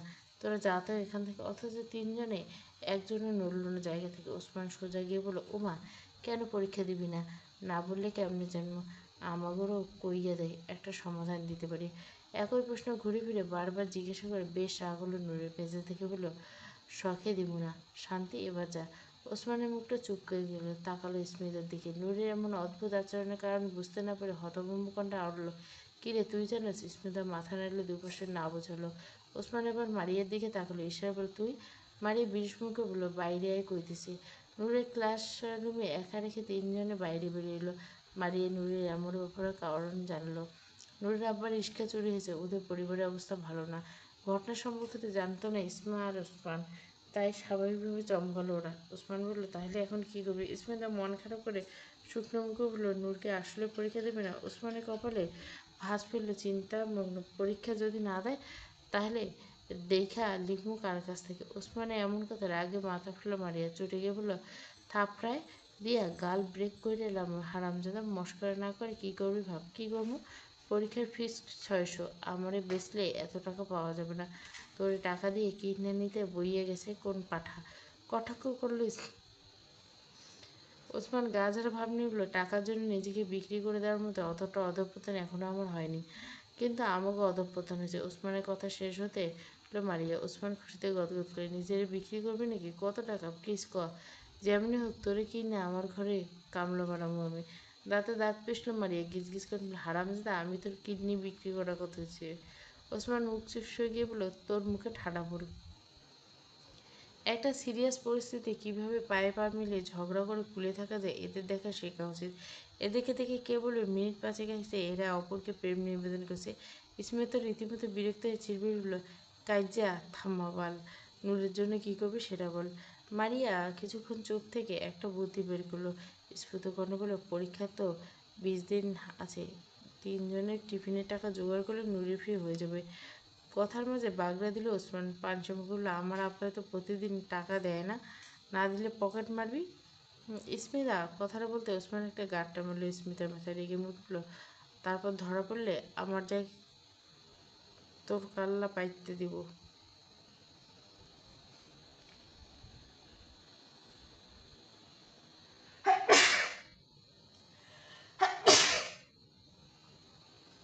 মুসার মায়ের মৃত্যু 3 দিন পেরিয়েছে।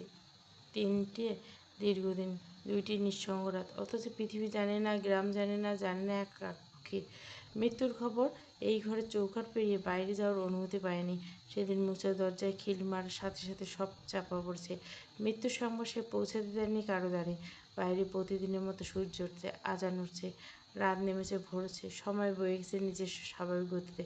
শুধু মুছার টিনের ঘরের সময় থেমে গেছে গত 3 দিন ধরে। আজ 3 দিন নূরদের ঘর থেকে কোনো খাবার পাঠানো নেই। অভাব অনটনের সংসার, রোজগারবিহীন কোনো মরকে চালাচ্ছিল 4টা পেট, সেখানে মুসা। আজ 3 দিন নূরদের ঘর থেকে কোনো খাবার পাঠানো হয়নি। অভাব অনটনের সংসার, রোজগারবিহীন কোনো রকমে চালাচ্ছিল 4টা পেট, সেখানে মুসা তার মায়ের জন্য দুমুঠো চাল বেশি নেওয়া হয়নি এই প্রতিদিন। এর মাঝে লিজা দুই বেলা এসে ফিরে গেছে। ভেতর থেকে মুসা কড়া গলায় ফিরে যেতে বলছে। মায়ের মৃতদেহ খানা সবার কাছ থেকে লুকানোর এত আয়োজন, সবকিছু বৃথা গেল আজ। অন্ধকারে চাপা পড়ে থাকা মৃত্যুর সংবাদ নিয়ে নিজেই মুক্ত হওয়ার জন্য ছটফট করলো। কথায় আছে না, কিছু সত্য চিরকাল লুকিয়ে রাখা যায় না, মৃত্যু বুঝি তাদের মধ্যে সবচেয়ে নির্মম। তৃতীয় দিনে দুপুর গড়িয়ে বিকেলের দিকে বাতাসে ভেসে আসলো অস্বস্তিকর গন্ধ। প্রথমে কেউ গুরুত্ব দিল না, আশেপাশে কোথা থেকে কোনো প্রাণী মারা গেছে ভেবে এড়িয়ে গেল। কিন্তু সময়ের সঙ্গে সঙ্গে গন্ধটা আরও গাঢ় হতে লাগলো, আরও স্পষ্ট। পচা গন্ধে অতিষ্ঠ হয়ে একে একে কয়েকজন জড়ো হলো। বাতাসের গতিপথ অনুসরণ করতে করতে অনুসন্ধান করলো মুসার বাড়ির দরজার সামনে। নূরদেরও একই হেল, দুর্গন্ধে বাড়িতে রেখে মুশকিল। সবার সাথে তারাও হাজির হলো মুসার ঘরের সামনে। দরজা ভেতর থেকে বন্ধ। বসির এগিয়ে এসে দরজায় কড়া নাড়ল। মুসা, মুসা, তোমার ঘর থেকে কিসের গন্ধ আইতেছে? দরজা খোলো। কলঙ্কের কারুকাজ, পর্ব ৮। পুরো গল্পটা প্লেলিস্টে কন্টিনিউ আসবে।